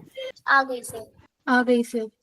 ठीक है, तो भाई क्या करेंगे, एक्स वाले पॉइंट पे हम लगाएंगे पॉइंट पोटेंशियल मेथड। कैसे लगाएंगे? C1 C2 और C3 तीन कैपेसिटर, सॉरी C5 तीन कैपेसिटर कनेक्टेड है क्या एक्स पॉइंट से? एक्स पॉइंट से तीन कैपेसिटर पास कर रहे हैं, तो क्या होगा भाई, फर्स्ट वाला C1 में कितना चार्ज फ्लो हुआ? Q इक्वल्स टू CV होता है, am I right? Yes, sir. तो यहाँ पे Q Yes, equals sir. To CV multiply by C1 multiply by potential difference जो एग्जिस्ट कर रहा है C1 के अक्रॉस, वो लिखना है। तो कितना हो जाएगा? x minus v। कितना हो जाएगा? x minus v। अब आप x पे लगा रहे हो पॉइंट पोटेंशियल मेथड, तो आप x को हायर पोटेंशियल मान के चलोगे, समझ रहे हो? आप x को हायर पोटेंशियल मान के चलोगे, आप मानोगे कि x से निकल रहा है कोई चार्ज, ऐसा मान के चलो, ठीक है? तो x माइनस वी हो गया C1 से मल्टीप्लाई, x माइनस वाई हो गया C5 से मल्टीप्लाई, और x माइनस 0, सिंस यहाँ पे अगर हम पूरा v मान रहे हैं तो यहाँ पे 0 मानेंगे, ये तो पता है तुम्हें, Sir. है ना? ये हो गया आपका C2 से मल्टीप्लाई x माइनस 0, और सबको ऐड करके 0 कर देना है, जो हम डिस्कस कर ही चुके हैं, junction rule, Kirchhoff's junction rule जो होता है, ठीक है? तो ये आपका फर्स्ट इक्वेशन बन जाएगा। सिमिलर चीज आप y के साथ कर देना, C3 into Y minus we, समझ रहे हो? इसमें भी y सबसे आगे आएगा, higher potential, y minus V, y minus X, y minus 0। समझ में तो आ रहा है ना बेटा जो लिखा हुआ है? Yes, sir. आ रहा है। Yes, sir. ठीक है? Yes, sir. तो जब आप इन दोनों इक्वेशन को सॉल्व करोगे तो आपको x और y की वैल्यू मिल जाएगी। Sir, हाँ, इनको सॉल्व करने के लिए x और y की जगह 0 रखना है ना? x और y को 0 क्यों रखोगे? सर अभी तो आपने बोला। ऐसा कब बोला मैंने x और y को 0 रखना है? ऐसा बोला क्या बच्चों मैंने? No, sir. आपने बोला था ना कि वो डायरेक्टली कनेक्ट नहीं है तो उन पर 0 मानना है। बेटा स्प्लिट क्यू नेट 0 होगा, ये बोला है मैंने। टोटल चार्ज जो है, जो अक्रॉस x के थ्रू जो पास हो रहा है, वो 0 होगा। तभी तो हमने इस क्वांटिटी को, जो कि C1 के अक्रॉस जो चार्ज फ्लो कर रहा था थ्रू x, और 5 वाले को जो C5 के अक्रॉस फ्लो कर रहा था, और C2 को जो कि x से तीनों कनेक्टेड थे, ये C1 भी, C2 भी, C5 भी, Yes, sir. इनका समेशन 0 किया ना बेटा, तो ये क्यू नेट ही तो 0 किया। जंक्शन रूल नहीं पढ़ा आपने? टोटल जो आप समेशन ऑफ करंट होता है वो 0 करते हो ना जंक्शन रूल में, Yes, sir. है ना? वो आप करंट इलेक्ट्रिसिटी में करते थे। कैपेसिटर के केस में हम करंट का एनालॉगस क्या लेते हैं? चार्ज को लेते हैं, है ना? तो यहाँ पे हम चार्ज को कर रहे हैं, ये बोला था मैंने। Okay, x sir. को और y को 0 कैसे करोगे? निकालना ही वो है। इस बात को तो समझो बेटा कि आप यहाँ पे निकालना ही जा रहे हो x और y, क्योंकि C1 C2 C3 4 ये C4 C5 तो गिवन है। Yes, sir. ये आप तब यूज करोगे कॉन्सेप्ट जब कैपेसिटेंस की वैल्यू गिवन हो और बैटरी का वोल्टेज कितना है ये भी गिवन हो। Am I correct? Am I understandable इस चीज को लेके? ठीक है? Yes, sir. और ये टेक्निक है अनबैलेंस व्हीटस्टोन ब्रिज की, यानी कि जब ये C1 C4 C2 C3 के इक्वल नहीं हो। क्योंकि अगर ऐसा होगा ना C1 C4 C2 C3 के इक्वल है, तब तो आप डायरेक्टली बोल सकते हो कि x इक्वल टू y है। पोटेंशियली इक्वल हो गया ना x और y का, पोटेंशियल डिफरेंस 0 हो जाएगा। तभी तो C5 को एलिमिनेट कर देते हो तुम, हटा देते हो। ये तो याद आ रहा होगा तुम्हें करंट इलेक्ट्रिसिटी Yes, वाले sir. कॉन्सेप्ट से भी। ये Yes. छोटी छोटी चीजें हैं, प्लीज रिमेंबर दीज थिंग्स। तो यहाँ पे अगर हम x और y की वैल्यू निकाल सकते हैं, तो फिर हम Q1 Q2 Q3 Q4 Q5 बहुत इजीली निकाल पाएंगे। सिंस हमको सारे पॉइंट के पोटेंशियल मिल गए हैं, कैपेसिटेंस मिल गए हैं, तो चार्ज भी निकल जाएगा। Am I right? Sir. Yes, ठीक sir. है? ऑल्सो जो नेट चार्ज फ्लो हो रहा है वो Q1 प्लस Q3 के बराबर होना चाहिए। क्यों? क्योंकि जब इस पॉइंट पे आके डिस्ट्रीब्यूट होगा चार्ज, तो C1 में जो जा रहा है वो तो Q1 होगा, और Yes, sir. C3 में जा रहा है वो Q3 होगा। Q3. तो ये बात सबको समझ में आती है ना कि ऑब्वियसली Q1 प्लस Q3 जो है वो Q के बराबर होने वाला है, कंजर्वेशन ऑफ चार्ज। ठीक है? Yes, sir. बहुत ही बढ़िया। C इक्विवेलेंट जो होगा वो आप ऑब्वियसली निकाल ही लोगे, total charge phloem Q divided by V से, ये भी आपको पता होगा। ठीक है? Sir. और C इक्विवेलेंट तो निकाल ही लोगे, C इक्विवेलेंट तो निकाल ही लोगे जब x और y की वैल्यू मिल जाएगी तो। ठीक है? तो अनबैलेंस्ड व्हीटस्टोन ब्रिज को सॉल्व करने का तरीका ये होता है। इसमें जो सवाल बनता है ना, मोस्टली या तो तुमसे x और y पूछ लेते हैं, या तुमसे ये पूछते हैं, मेनली आपसे ये पूछते हैं चार्ज की वैल्यू, जो कि आप बहुत इजीली निकाल सकते हैं। जनरली सवाल नहीं आएगा, बट आ जाए तो अब मेरे ख्याल से तुम टैकल कर पाओगे इस तरह के सवाल। ठीक है? आगे चलें? Yes. Yes, sir. थोड़ा जल्दी रिस्पॉन्ड किया करो बच्चों, टाइम आपका ही बचेगा उससे। ठीक है? Charge sharing and heat generated. अब इसमें आपको पता होना चाहिए कि दो केसेस होते हैं। जब भी चार्ज शेयरिंग या हीट जनरेटेड की बात, हीट जनरेट की बात होगी, जनरेशन की बात होगी कैपेसिटर्स में, तो कॉम्बिनेशंस की जब हम बात करते हैं, जैसे कि दो तरह की केसेस बनते हैं। एक तो जब पोलैरिटी सेम हो जाए, एक जब पोलैरिटी अपोजिट हो जाए। तो जैसे कि मान लो तुमने C1 और C2 कैपेसिटर को कनेक्ट किया और इसकी भी जो पोलैरिटी थी वो प्लस माइनस ऐसे थी डिस्ट्रीब्यूटेड, और ये भी प्लस से कनेक्टेड था और माइनस को माइनस से कनेक्ट कर रखा था। ये सेम सेम जो था हायर पोटेंशियल, मान लो या इसको प्लस जो आपका पोटेंशियल होता है यहाँ पे आपका नेगेटिव है, और यहाँ पे पोलैरिटी जो आपकी प्लस और माइनस है वो आपने सेम पोलैरिटी से कनेक्शन जब बिठा रखा है, कनेक्शन कर रखा है आपने, तो इसको जब आप सॉल्व करोगे तो आप ये ध्यान रखना है कि इसमें जो पोटेंशियल है वो भी सेम तरीके से डिस्ट्रीब्यूट होता है, यानी कॉमन पोटेंशियल हो जाता है, कांस्टेंट पोटेंशियल हो जाता है। और इसका जो फॉर्मूला बनता है, स्टेडी स्टेट अचीव हो जाती है, मैंने स्टेडी स्टेट का बताया था आपको, पोटेंशियल कांस्टेंट हो जाता है अक्रॉस द कैपेसिटर्स। Yes, है sir. ना? Yes, sir. आप इसमें V की वैल्यू निकालने का तरीका याद रखना बस, C1 V1 plus C2 V2 upon C1 plus C2। ठीक है, this is how you can calculate this V in case of same polarity. अगर, और हीट जनरेटेड का फॉर्मूला भी याद रखना, मैं इसको डिराइव नहीं करा रहा हूँ, तुमने पढ़ा हुआ है ऑल्दो ये पहले, बट स्टिल आप इसको याद रखना, ये आपके काम आएगा डायरेक्ट। अगर आपका अपोजिट पोलैरिटी, वैसे आपने प्लस से माइनस को कनेक्ट करा, अपोजिट है polarity, initially T equals to 0 पे हम देख लें, तो जब तक ये स्टेडी स्टेट अचीव कर लेगा आपका, यानी कि सेम पोटेंशियल हो जाएगा अक्रॉस C1 एंड C2, आप उसकी वैल्यू निकाल सकते हो C1 V1 minus C2 V2 से। तो कुछ ज्यादा याद रखने की जरूरत ही नहीं है, जब सेम पोलैरिटी है तो प्लस है, जब अपोजिट पोलैरिटी है तो बीच में माइनस है, बाकी फॉर्मूला सेम दिख रहा होगा आपको, फॉर्मूला सेम। ठीक है, Yes, sir. हीट जनरेटर का फॉर्मूला, हीट जनरेटेड जो है अक्रॉस द कैपेसिटर्स, वो आप जब निकालोगे तो C1 C2 upon 2 times C1 plus C2 तो सेम रहेगा, जो चेंज हो जाएगा वो सेम पोलैरिटी में तो माइनस का साइन रहेगा, V1 माइनस V2 का होल स्क्वायर, और अपोजिट पोलैरिटी में रहेगा V1 प्लस V2 का होल स्क्वायर। तो इससे आपको समझ में भी आ रहा होगा कि जो हीट जनरेटेड है वो अपोजिट पोलैरिटी के केस में ज्यादा हो रही है, ज्यादा हीट जनरेट हो रही है। क्या ये बात Yes, समझ में sir. आ रही है सबको? है ना? और जब सेम पोलैरिटी है तो हीट जनरेटेड कम है। ठीक है, कुछ चीजें बहुत इंपॉर्टेंट तो नहीं है, लेकिन सवाल कभी ना कभी बना है उन पे, तो इसलिए आपको मैंने यहाँ पे उसको भी मेंशन किया हुआ है। तो if you just read out these things तो आपका चल जाएगा। बाकी अभी तक जो आपने पढ़ लिया है उस पे सवाल बन जाएगा, बनने के चांसेस ज्यादा है, तो आप कर लोगे मेरे ख्याल से। हाँ, डाइलेक्ट्रिक वाले भी इंपॉर्टेंट है, डाइलेक्ट्रिक इंसर्शन पे भी सवाल बन जाते हैं। तो एक्सटर्नल इलेक्ट्रिक फील्ड में अगर डाइलेक्ट्रिक इंसर्ट किया आपने, दो तरह से करते हो आप, एक तो या तो इंसुलेटर्स हो या डाइलेक्ट्रिक कांस्टेंट हो जिनका कुछ ना कुछ। ठीक है, तो अगर इंसुलेटर होते हैं तो वो पोलराइज हो जाते हैं इलेक्ट्रिक फील्ड में, ये पढ़ा हुआ है आप लोगों ने। Yes. अगर डाइलेक्ट्रिक कांस्टेंट होगा तो फिर उसके हिसाब से एक्ट करेगा, जैसे कि अगर एयर या वैक्यूम है तो K इक्वल्स टू 1 होता है। मेटल्स के लिए तो हम इसको बोल ही देते हैं कि इन्फिनिटी तक चला गया डाइलेक्ट्रिक कांस्टेंट का वैल्यू। ठीक है, अदरवाइज इसको K और ER से रिप्रेजेंट किया जाता है, और जो चेंजेस आते हैं इसकी वजह से कैपेसिटेंस में वो आपको पता होना चाहिए। ठीक है, तो Yes, जब sir. आप डाइलेक्ट्रिक कांस्टेंट K का कोई डाइलेक्ट्रिक इंसर्ट करोगे अक्रॉस इनसाइड द कैपेसिटर, तो इसकी वजह से एक इंटरनल इलेक्ट्रिक फील्ड जनरेट हो जाती है। ये याद आ रहा है, हमने पढ़ा था, डेरिवेशन करा था इसका। ठीक है, Yes, sir. डाइलेक्ट्रिक जो है तुम्हारा, उसके अंदर भी तो चार्जेस की पोलराइजेशन होगी, Yes, sir. उसकी वजह से इलेक्ट्रिक फील्ड जनरेट हो जाएगी। तो जो नेट इलेक्ट्रिक फील्ड है ना, वो रिस्पॉन्सिबल होगी तुम्हारी पोटेंशियल के लिए।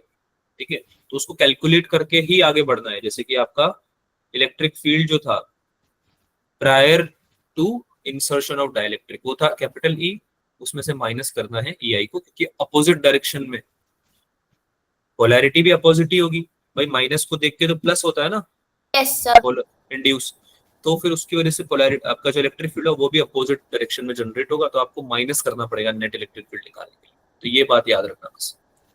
ठीक है, ये E/K तो आपका हो जाता है इलेक्ट्रिक फील्ड नेट, यानी कि डिवाइड करना पड़ेगा आपको कांस्टेंट्स केस जब आप नेट निकालोगे।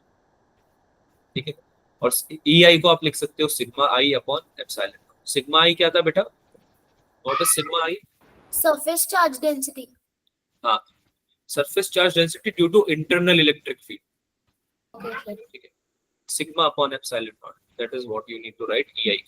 इसको QI अपॉन A भी लिख सकते हो आप, इंड्यूस चार्ज डेंसिटीज है बेसिकली, इंटरनल या इंड्यूस दोनों बोल सकते हो। इंड्यूस हम यूज करेंगे वर्ड जनरली, और ये इंटरनली हो रही तो आप इंटरनली बोल सकते हो। जो नाम आएगा वो इंड्यूस नाम से आ सकता है, चांसेस इसके ज्यादा है, तो आपको दोनों चीजें पता होनी चाहिए। इंड्यूस हो रहा है क्योंकि चार्ज अंदर की तरफ है ना, because of the insertion of dielectric. ठीक है, इसको निकालने का तरीका क्या होता है? सिग्मा I को क्यू आई अपॉन ए लिख दो चाहे तो, अगर आपको पता है कि कितना इंड्यूस हुआ है चार्ज। अगर नहीं पता है तो आप इसको ऐसे भी सॉल्व कर सकते हो, ई एप्सिलॉन नॉट 1 माइनस 1 बाई के। ये कब यूज करना है? जब के का वैल्यू दिया हुआ हो। ठीक है, इलेक्ट्रिक फील्ड का वैल्यू तो दिया ही हुआ होगा, लेकिन के का वैल्यू दिया हुआ हो, क्योंकि जनरली इंड्यूस चार्ज कितना है वो बताते नहीं है सवाल में। तो यही फॉर्मूला काम आएगा जो मैंने बॉक्स में लिखा, ये बॉक्स में जो मैं कर रहा हूँ। ठीक है, चलो भाई, डाइलेक्ट्रिक की जगह अगर कोई स्लैब इंसर्ट कर दिए तुमने, इसका कांस्टेंट डाइलेक्ट्रिक कांस्टेंट के है, तो क्या होगा? तो आपका कैपेसिटेंस के टाइम्स हो जाता है। ये बात तो याद भी होगी तुम्हें, ये वाली। Yes sir. कैपेसिटेंस सिंपली के टाइम्स हो जाता है, और इंड्यूस्ड चार्ज डेंसिटी हो जाती है सिग्मा इंटू 1 माइनस 1 अपॉन के, और इंड्यूस चार्ज हो जाता है क्यू टाइम्स 1 माइनस 1 अपॉन के। जो ये वाला फॉर्मूला है ये इंपॉर्टेंट है, ये याद रखो। अब अगर डाइलेक्ट्रिक इंसर्ट कर दो कैपेसिटर में तो क्या चेंजेस आते हैं, ये मैं बहुत ज्यादा डिटेल में डिस्कस नहीं कर रहा हूँ क्योंकि तुम्हें पता है ऑलरेडी है। बस इसमें जो ध्यान रखने वाली चीज है ये दो है, एक तो जब बैटरी कनेक्टेड हो और जब बैटरी रिमूव करी हुई हो, तो आपको ध्यान रखना है, क्योंकि जब कनेक्टेड होगी तो ये ऑलरेडी 2 बार मैं बता चुका हूँ कि कांस्टेंट पोटेंशियल या कांस्टेंट वोल्टेज होगा across the capacitor. Am I clear with this? Potential constant होगा, है ना, जब बैटरी कनेक्टेड है। बैटरी रिमूव कर दी तो कैपेसिटर चार्ज हो चुका है, और फिर जब तुम बैटरी रिमूव कर दे रहे हो तो फिर कांस्टेंट चार्ज रहेगा उसमें। ठीक है, Yes, sir. जब बैटरी रिमूव कर दी है तो क्यू इज कांस्टेंट। तो होता क्या है, इस पे बहुत सवाल आते हैं, नोटिस किया है किसी ने? ये वाले टॉपिक पे बहुत सवाल आते हैं। Yes sir. Yes, sir. तो आपको पता होना चाहिए कि अगर आपने बैटरी कनेक्ट करके रखी है तो capacitance after insertion of slab, dielectric के इंसर्शन के बाद आपका के टाइम्स हो जाता है, बढ़ जाता है, के टाइम्स सी हो जाएगा, और क्यू हो जाएगा के times Q. Am I clear with this? Yes sir. Capacitance के टाइम्स सी हो जाएगा और क्यू हो जाएगा के टाइम्स क्यू। ठीक है, क्योंकि इसमें कांस्टेंट पोटेंशियल है तो इसमें ऑब्वियसली हम पोटेंशियल की बात नहीं कर रहे हैं। V इज कांस्टेंट ऑल्सो, अगर V कांस्टेंट है हमारा E कांस्टेंट है, इलेक्ट्रिक फील्ड भी कांस्टेंट है ना, V अपॉन D हो जाएगा E। सेपरेशन तो तुमने चेंज किया नहीं है प्लेट्स के बीच में D को, तो और पोटेंशियल तुम्हारा कांस्टेंट है तो E भी क्या रहेगा? कांस्टेंट। पर ये सारी चीजें कब है वैलिड? जब बैटरी कनेक्टेड है। Am I clear with this? Yes, sir. तो बढ़ कब रही है चीजें? जब बैटरी को कनेक्ट किया हुआ है तो U भी के टाइम्स U हो जाता है, एनर्जी स्टोर्ड भी के टाइम्स हो जाती है। Is this clear? Yes sir. Yes. Battery हटा दी, अगर बैटरी अगर हटा दी आपने और स्लैब इंसर्ट डाइलेक्ट्रिक इंसर्ट करी हुई है कैपेसिटर में, तो फिर चार्ज कांस्टेंट होने की वजह से कैपेसिटेंस तो के टाइम्स सी हो जाता है, लेकिन पोटेंशियल जो होता है वो V बाय के हो जाता है, पोटेंशियल कम हो जाएगा। ठीक है, बैटरी कनेक्टेड है तो सब बढ़ रहे हैं, पोटेंशियल और इलेक्ट्रिक फील्ड तो कांस्टेंट है, बाकी सब चीजें बढ़ रही है। लेकिन सिंस आपने डाइलेक्ट्रिक तो इंसर्ट किया ही है, तो डाइलेक्ट्रिक इंसर्शन का मतलब ही होता है कि कैपेसिटेंस को बढ़ाने के लिए कर रहे हो तुम ये हरकत। Am I right? Yes, sir. Dielectric insertion का फायदा ही ये है कि कैपेसिटेंस बढ़ जाए, और कैपेसिटेंस बढ़ने का मतलब क्या होता है बच्चों? क्यों बढ़ा रहे हैं हम लाइफ में capacitance? Why do we want कि कैपेसिटेंस बढ़ जाए? ताकि कैपेसिटर Store. ज्यादा चार्ज स्टोर कर सके। हाँ, ताकि चार्ज ज्यादा स्टोर हो पाए। ऐसा डिवाइस बनाने का फायदा ही क्या है जो कि अपना काम ही नहीं कर पा रहा है? भाई कैपेसिटर को जिसने भी बनाया लाइफ में पहली बार यही सोच के बनाया होगा ना कि मेरा चार्ज स्टोर हो जाए, तो जब मेरे को जरूरत हो तो चार्ज मिल जाए मुझे, यही पर्पज होगा उसका बनाने का। Yes sir. तो वो कैपेसिटर का फायदा ही क्या है जो कि चार्ज ही स्टोर नहीं कर पा रहा ढंग से। ठीक है, तो ऑब्वियसली अगर तुम ऑलरेडी बने हुए कैपेसिटर में इंसर्ट कर रहे हो डाइलेक्ट्रिक को, तो तुम यही सोच के कर रहे होंगे ना कि कैपेसिटर बढ़ जाए, कैपेसिटेंस बढ़ जाए। ठीक है, तो कैपेसिटेंस ऐसा जरूरी नहीं होता हर बार, कई बार तुम कुछ ना कुछ चेंजेस इसलिए भी करते हो कि कम हो जाए। वो कम करने का रीजन ये होता है कि तुम्हें कोई चीज बहुत ज्यादा हो रही है तो उसको रेगुलेट करना होता है। ठीक है, कि भाई बहुत ज्यादा हो गई, पोटेंशियल बहुत ज्यादा हो गया मान लो, तो फिर बहुत ज्यादा दिक्कत आएगी आपको उसको कंट्रोल करने में, या फिर करंट बहुत ज्यादा फ्लो हो रहा है तो उसको भी तुम्हें फिर सर्किट ब्रेक करना पड़ता है। तो वो एक कॉमन लॉजिक मत लगा देना हर जगह पे लाइफ में, लेकिन कैपेसिटर के केस में ऐसा लगा सकते हो आप कि भाई कुछ भी इंसर्ट किया जा रहा है तो कैपेसिटेंस बढ़ाने के लिए किया जा रहा है। Am I clear with this? ठीक है, डाइलेक्ट्रिक डाइलेक्ट्रिक के मतलब डाइलेक्ट्रिक कांस्टेंट के का इंसर्शन के बाद V कम हो जाएगा लेकिन C बढ़ जाएगा। लेकिन अगर बैटरी रिमूव करी है तो केवल C ही बढ़ेगा, बाकी सब कम हो जाता है। बैटरी कनेक्टेड सब बढ़ रहा है, बैटरी रिमूव्ड सब कम हो रहा है। लेकिन कैपेसिटेंस दोनों केस में बढ़ रहा है। ठीक है भाई, Yes, sir. Yes, sir. आगे चलते हैं। यू का formula half C V square के अलावा क्यू स्क्वायर अपॉन 2 सी भी होता है, ये पता है तुम, याद रखना बस इसको। ठीक है, आगे चलते हैं यार। कुछ चीजें हैं जो कि मैंने केवल पढ़ने के लिए रखी हुई है। Capacitance for multiple dielectric medium, अगर डाइलेक्ट्रिक मीडियम एक से ज्यादा इंसर्टेड हो, जो कि जिसपे सवाल बनते भी हैं, तो मैंने उसमें इसका भी यहाँ पे मेंशन है। अगर टी थिकनेस वाली स्लैब है जिसका के कांस्टेंट है, डाइलेक्ट्रिक कांस्टेंट, और तुमने उसको इंसर्ट कर दिया, कहीं भी इंसर्ट कर दिया हो, ध्यान से सुनना बात को मेरी, कंफ्यूज मत होना कि सर यहाँ पे इंसर्टेड है या यहाँ इंसर्टेड है, कहीं भी इंसर्टेड है कोई फर्क नहीं पड़ता, ये फॉर्मूला वैलिड है सब जगह। बात समझ में आई मेरी? Yes, ये sir. जो ये डाउट होता है बच्चों को, इसलिए बता रहा हूँ कि ये जो प्लेट्स है ना आपकी, ये जो प्लेट्स हैं, इसके बीच में ये टी थिकनेस वाला जो डाइलेक्ट्रिक है, कहीं भी इंसर्टेड हो कोई फर्क नहीं पड़ता, फॉर्मूला यही रहेगा, A epsilon not upon T minus T plus T by के। और ये फॉर्मूला याद भी होगा तुम्हें, याद है किसको? Yes. Yes, sir. Yes, sir. D is the separation, total separation होता है D Yes, sir. Between the plates. तो डी माइनस टी यानी बचा हुआ जो आपका विड्थ है, बचा हुआ जो आपका सेपरेशन है, प्लस टी बाई के। ठीक है, that you need to put in the diameter denominator sorry. ठीक है, अब इसमें ये तो एक हो गया, एक स्लैब डाल दिया, एक डाइलेक्ट्रिक डाल दिया, इससे ज्यादा होगा, एक से ज्यादा हुआ तो फिर वो कॉम्बिनेशन बन जाएगा कैपेसिटर का, ये पता है सबको? Yes, sir. ठीक है, जैसे कि अगर इस तरह से पैरेलली लगाया हुआ है K1 और K2 को, प्लेट्स के पैरेलल बोल रहा हूं मैं, ये प्लेट हुई, तो इसके पैरेलल कब होगा कोई स्लैब? जब ऐसे लगाया जाए। ठीक है, ऐसे लगाया जाए, ऐसे, ये पैरेलल हुआ, प्लेट्स के पैरेलल हुआ K1 और K2। चलो हाँ, तो जब ऐसे लगाया होगा ना प्लेट्स के पैरेलल, तो फिर मतलब है सीरीज में है कैपेसिटर दोनों, ये C1 बन जाएगा और ये C2 बन जाएगा। Am I clear with this? Yes, sir. ठीक है, तो फिर आपको इक्विवेलेंट में जब आप यूज करोगे फॉर्मूला, तो सीरीज वाला करना है पहली बात। ऑल्सो C1 और C2 कैसे लिखोगे? C1 तो हो जाएगा K1 times A epsilon not upon D1, D1 पता है ना सबको, ये वाला सेपरेशन डाइलेक्ट्रिक का जो है, ठीक है, जो स्लैब का है। ठीक है, और K2 into A upon epsilon not upon D2 हो जाएगा C2 कैपेसिटेंस। तो ये याद रखना सब लोग। ठीक है, D1 और D2 सेपरेशन दिया हुआ होता है उन्होंने जब वो कॉम्बिनेशन में जब वो इंसर्ट करते हैं। ऑल्सो अगर पैरेलल नहीं परपेंडिकुलर है, इस तरह से अगर फॉर्मेशन दी हुई है आपके इंसर्शन की K1 और K2 की, तो फिर वो पैरेलल में होते हैं कैपेसिटर।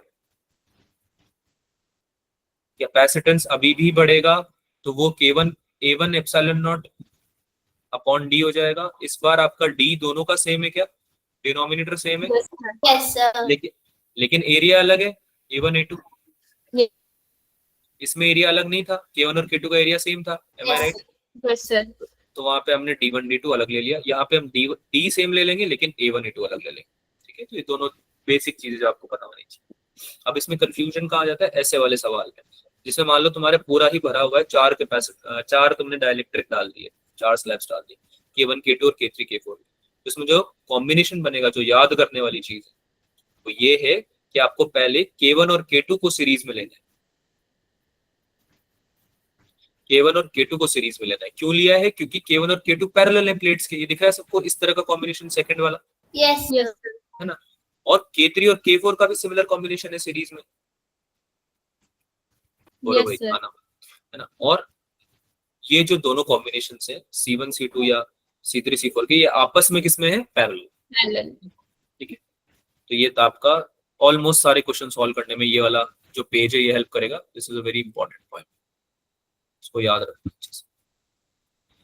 अब कई बार ऐसा भी होता है कि वेरिएबल के साथ में कैपेसिटेंस भी चेंज होता है, तो इस तरह का सवाल भी आ सकता है। ऑलमोस्ट नहीं आएगा, बट फिर भी you can have a read, आप इस डेरिवेशन को रीड कर सकते हो एक बार और देख सकते हो कि कैपेसिटेंस कैसे होगा। ऑब्वियस सी बात है कि अगर वेरिएबल है, कोई भी चीज वेरिएबल होती है, कांस्टेंट नहीं होती है, तो इंटीग्रेशन यूज करना पड़ता है ना?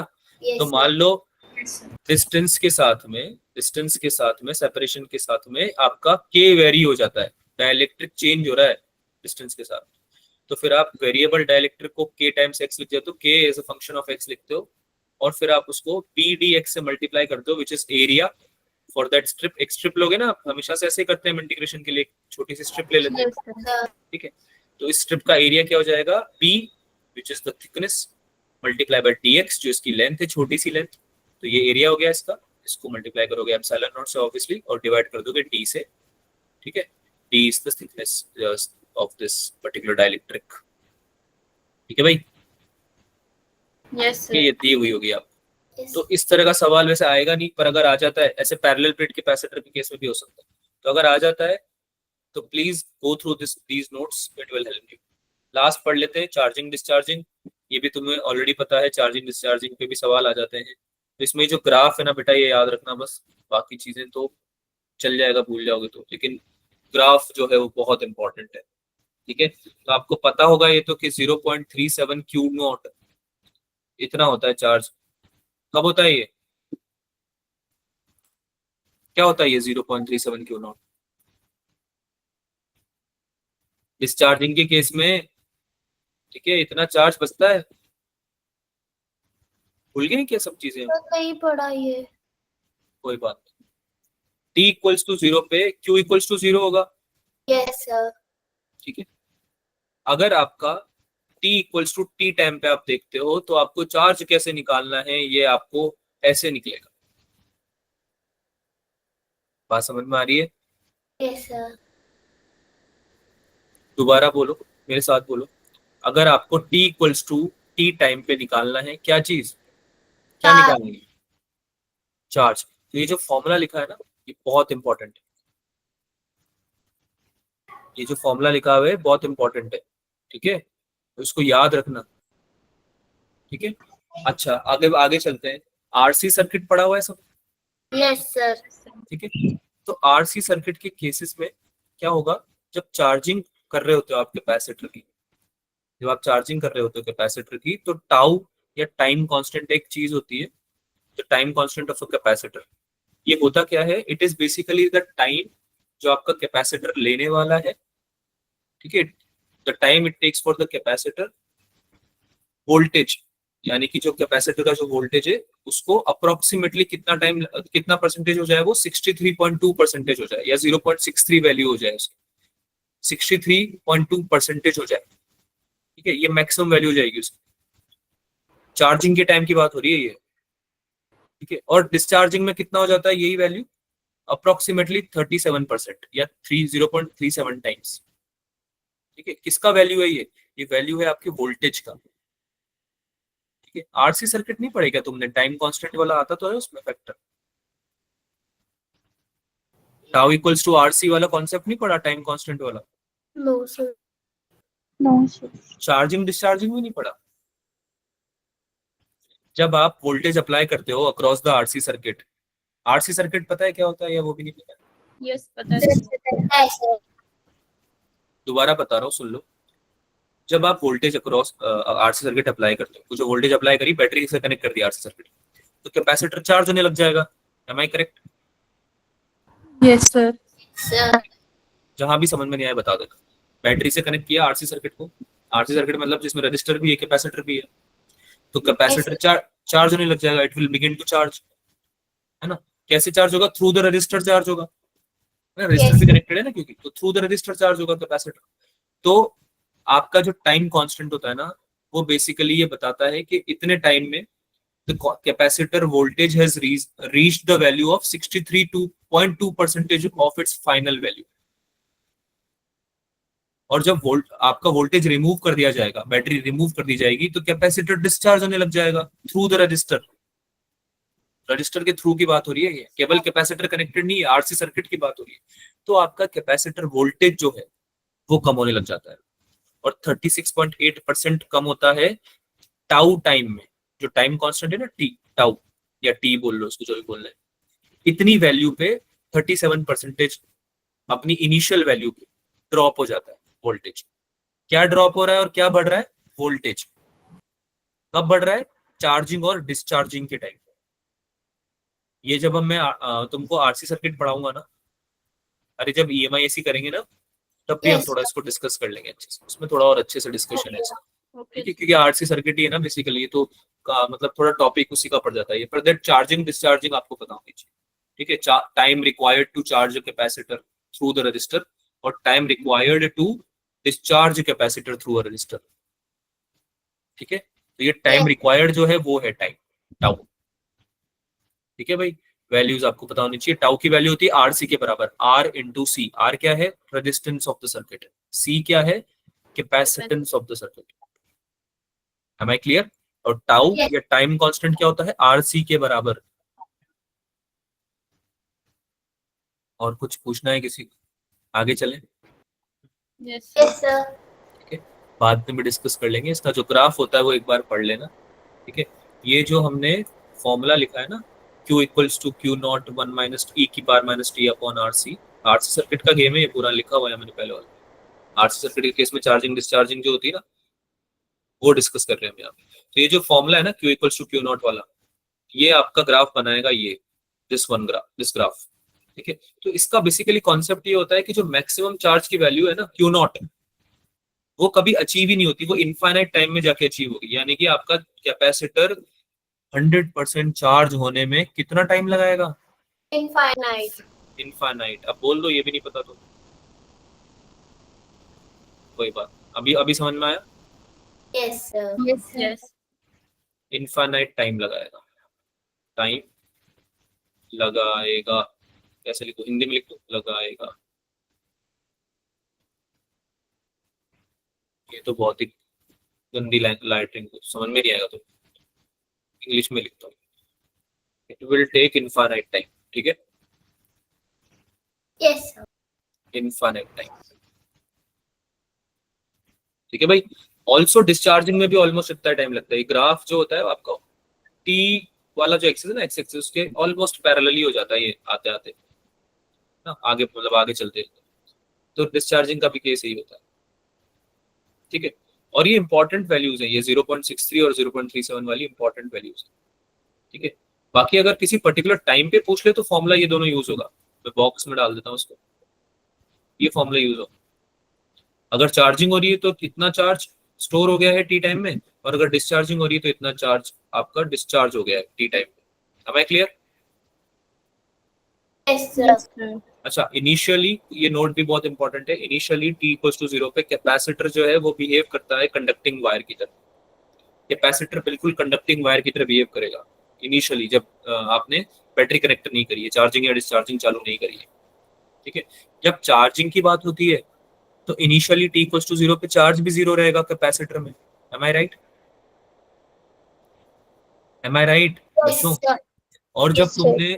जब तुमने बैटरी से चार्ज कर दिया है पूरा, तो डिस्चार्ज करने का तरीका केवल एक है कि बैटरी हटानी पड़ेगी तुम्हें। Yes, sir. और मैंने बताया था तुमको कि बैटरी जब हटाते हैं तो ऑलरेडी चार्ज जो रहता है मैक्सिमम रहता है, Q equals to Q naught charge रहता है, Yes, मैक्सिमम sir. चार्ज रहता है।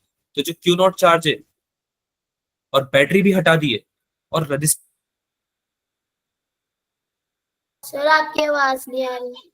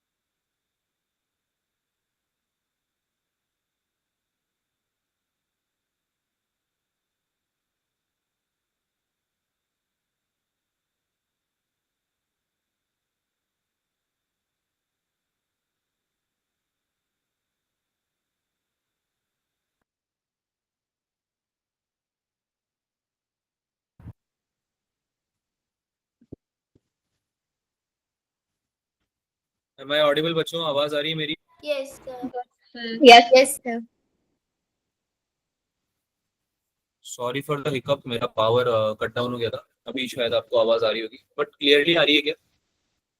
Yes, sir. ठीक है, स्क्रीन दिख रही है क्या? Is the screen visible? No, sir. एक सेकंड रुको। Yes, अभी sir. देख- दिख रही है। तो ये कुछ चीजें जो आपको याद है, कैपेसिटर तो तुम Sir, दिख बता रही है। हाँ, screen Sir, voice भी कट रही है आपकी। एक सेकंड रुको, लेट मी अब हो चेंज गई। The connection. अभी आ रही है? Yes, sir. आवाज रुको नहीं मैं आ रही चेंज सर, कर अभी लेता भी हूँ कट कर। नेटवर्क, वेट करो।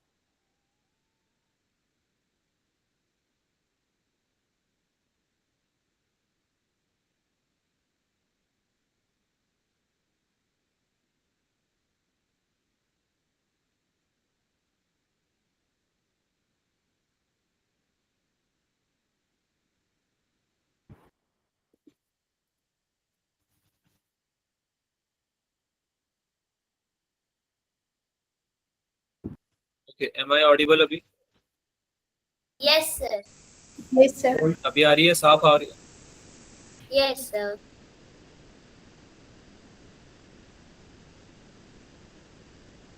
सर अब आवाज आ रही है बच्चों?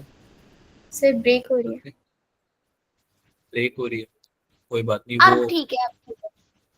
अभी आ रही होगी। वाईफाई भी कनेक्ट होने में टाइम लगाता है थोड़ा, पावर कट होती है तो दोबारा जब चालू होता है तो कनेक्ट होने में टाइम लगाता है। Just wait for few seconds, आ जाएगी आवाज। आप Sir, अभी अब आ रही है। एक एक दो मिनट में क्लियरली आ जाएगी। अभी आ रही है? Yes, sir, अब क्या Yes, sir. सवाल सॉल्व करते हैं। अभी तक जो भी तुम पढ़ चुके हो वो इनफ है थ्योरी के लिए, इससे ज्यादा थ्योरी नहीं पढ़नी है। सवाल सॉल्व करते हैं, जल्दी जल्दी आंसर्स बताना है, ठीक है? So it's a good theoretical question आपके सामने जो है, उसको पढ़ो, अच्छे से समझो और आंसर बताओ चैट में जल्दी से।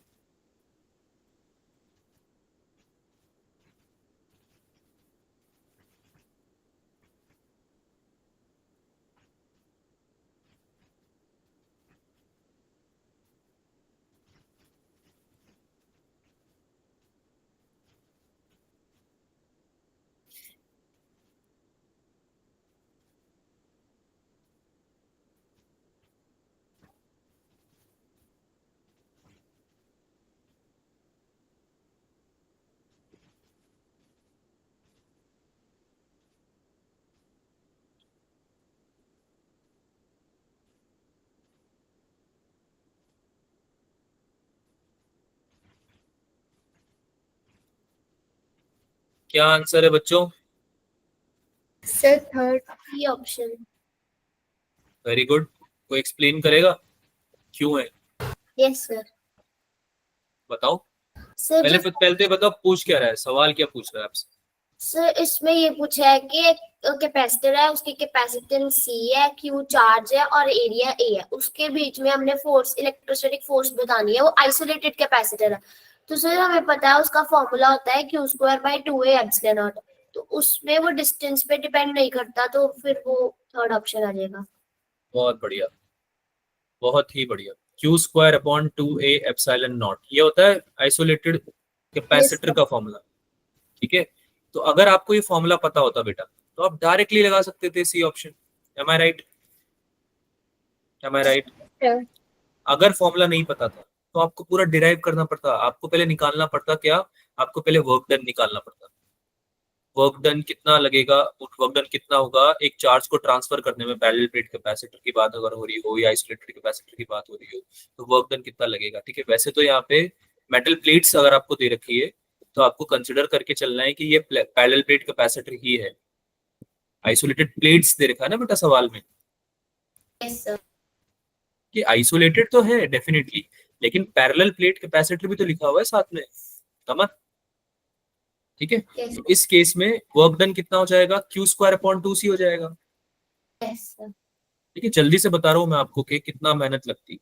अब आपको Q²/2C को फोर्स निकालने के लिए, सिंस आपको फोर्स निकालना है, एम आई राइट? Yes, यहाँ पे मैंने sir. कैपेसिटेंस लिख दिया क्या? This is not capacitance, force. ठीक है, कैपेसिटेंस सी अगर आपको पता है, क्यू चार्ज पता है, एरिया पता है, और इससे आपको फोर्स निकालना है, तो आपको उसको फोर्स इनटू डिस्प्लेसमेंट के बराबर लिखना पड़ेगा वर्क डन को। M I right? Sir. Yes, sir. है ना? यहां से आपका फोर्स निकल के आएगा Q square upon 2 into C into D. यहाँ से आपका फोर्स निकल के आएगा Q square upon 2 C D. ठीक है भाई? अब सिंस तुम्हें पता है कि सी का वैल्यू पैरेलल प्लेट कैपेसिटर कितना होता है, Epsilon naught A by D. Yes. इसको जब तुम रिप्लेस करोगे सी की जगह, तो तुम्हारा फोर्स बन जाएगा Q square upon 2a epsilon not. इसको जब यहाँ पे रिप्लेस करोगे कैपेसिटर की, आई बात समझ में? डेरिवेशन समझ में आया इसका फोर्स का? Yes, sir. Force between the electrostatic force between the metal plates ऐसे निकालते हैं। अब ये डेरिवेशन क्यों करें पेपर में? ये फॉर्मूला याद रहना चाहिए ना हमें। Yes, sir. ये तो जनरल फॉर्मूला, ऐसा तो है नहीं कोई छोटा केस बना दिया हूं मैंने, तो इंपॉर्टेंट और जनरल फॉर्मूला है। तो ये फायदा होता है अगर आपको फॉर्मूला याद हो। नहीं अगर याद है तो फिर ऐसे सॉल्व भी कर सकते हो, बट मेक श्योर के ज्यादा से ज्यादा फॉर्मूले याद हो। आगे चलते हैं। डाइलेक्ट्रिक के इंसर्शन, स्लैब इंसर्शन के ऊपर सवाल है, सॉल्व करो। K इक्वल्स टू 4 का एक डाइलेक्ट्रिक कांस्टेंट का स्लैब इंसर्ट किया है, और अब तुमसे पूछ रहा है कि नया कैपेसिटेंस कितना होगा पुराने के कंपैरिजन में, यानी रेशियो पूछ रहा है तुमसे। देखते हैं आप कितने जल्दी सॉल्व करते हैं। सॉल्व तो कर दोगे तुम इसको, मुझे पता है, बट आपको जल्दी सॉल्व करना है। ठीक है, let me know the answer in the chat.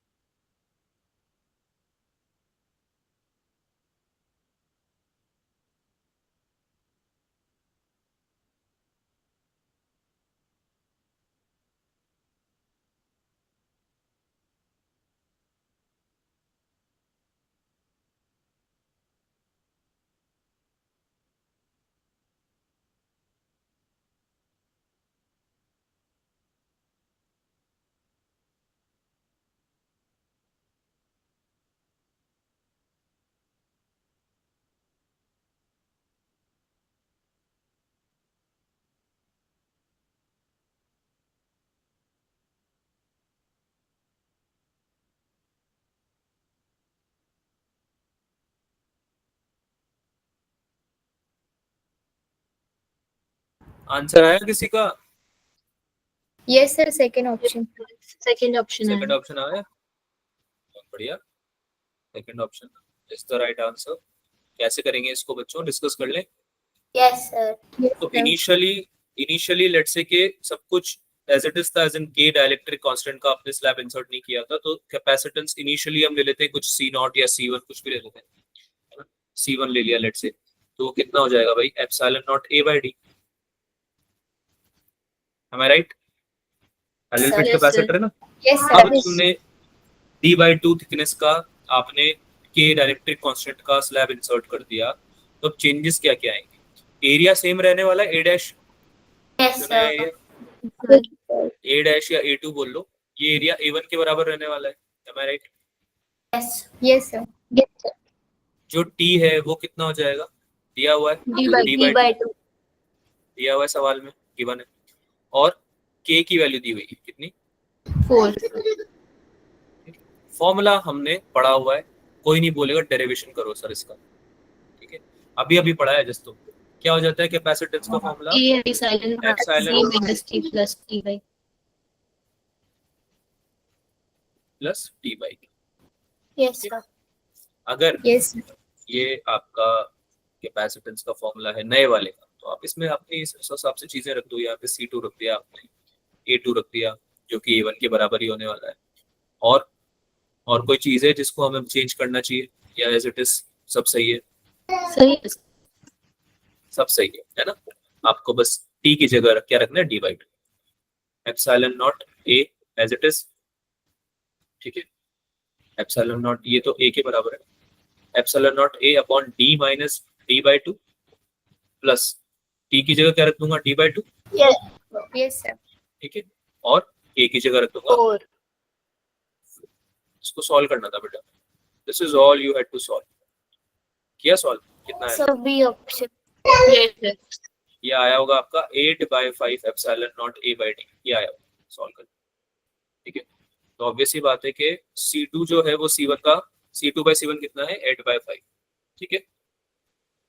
C2/C1 कितना है, 8/5. Is there any doubt? No, sir. You can solve it in your homework. थोड़ा सर्किट वाला क्वेश्चन करते हैं, ये वाला लेते हैं, छोटा सा क्वेश्चन है. इक्विवेलेंट कैपेसिटेंस निकालना है, जल्दी से निकाल के दे दो.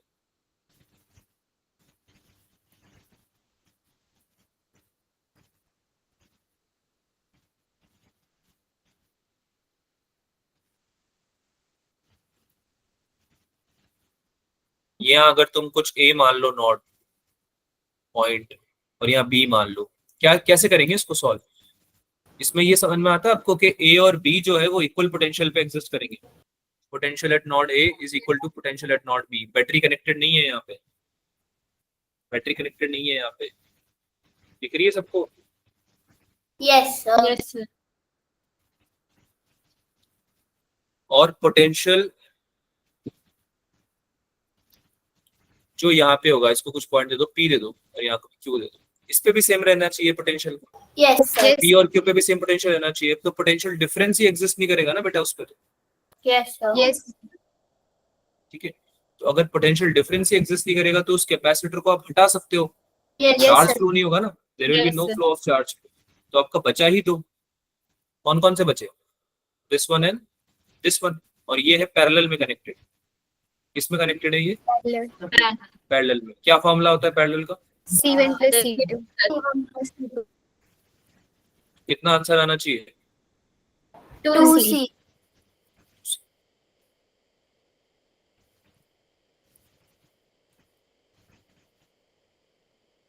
एक और सवाल कर लेते हैं, इतना टाइम बचा है. गेस कर लोगे तुम इसके सवाल? वैसे काफी सारे तो खुद से ही कर लोगे. ये वाला लेना चाहिए, ये वाला लेना चाहिए, ये वाला लेना, ये वाला तो आप कर लोगे, आपने किया हुआ एक्चुअली. इसको मैं होमवर्क में दे रहा हूँ, मैंने क्लास में लिए हुए हैं ये रिसेंट वाले सारे ना, तो ये मैं दोबारा डिस्कस नहीं करना चाह रहा. ये वाला करो, this one you should do. पुराना सवाल है बट अच्छा question.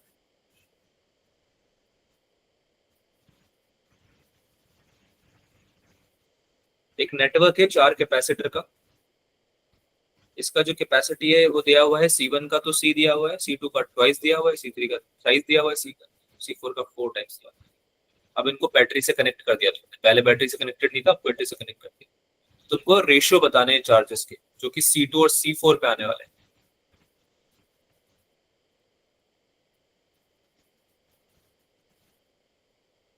Can take 1 minute for this. Answer बताना, क्या आंसर? लास्ट क्वेश्चन है ये. क्लास लीव करने की जरूरत नहीं है, खुद ही छोड़ दूंगा मैं. क्लास लीव नहीं करना है. लास्ट क्वेश्चन है, इसके बाद छोड़ दूंगा मैं तुम्हें. अधिकतर क्वेश्चन जो है वो कर चुके हैं हम पहले डिस्कस, और मैं होमवर्क में दूंगा तुम्हें ये सवाल, ठीक है, करने को. तो do not leave the class, इसको करके जाओ.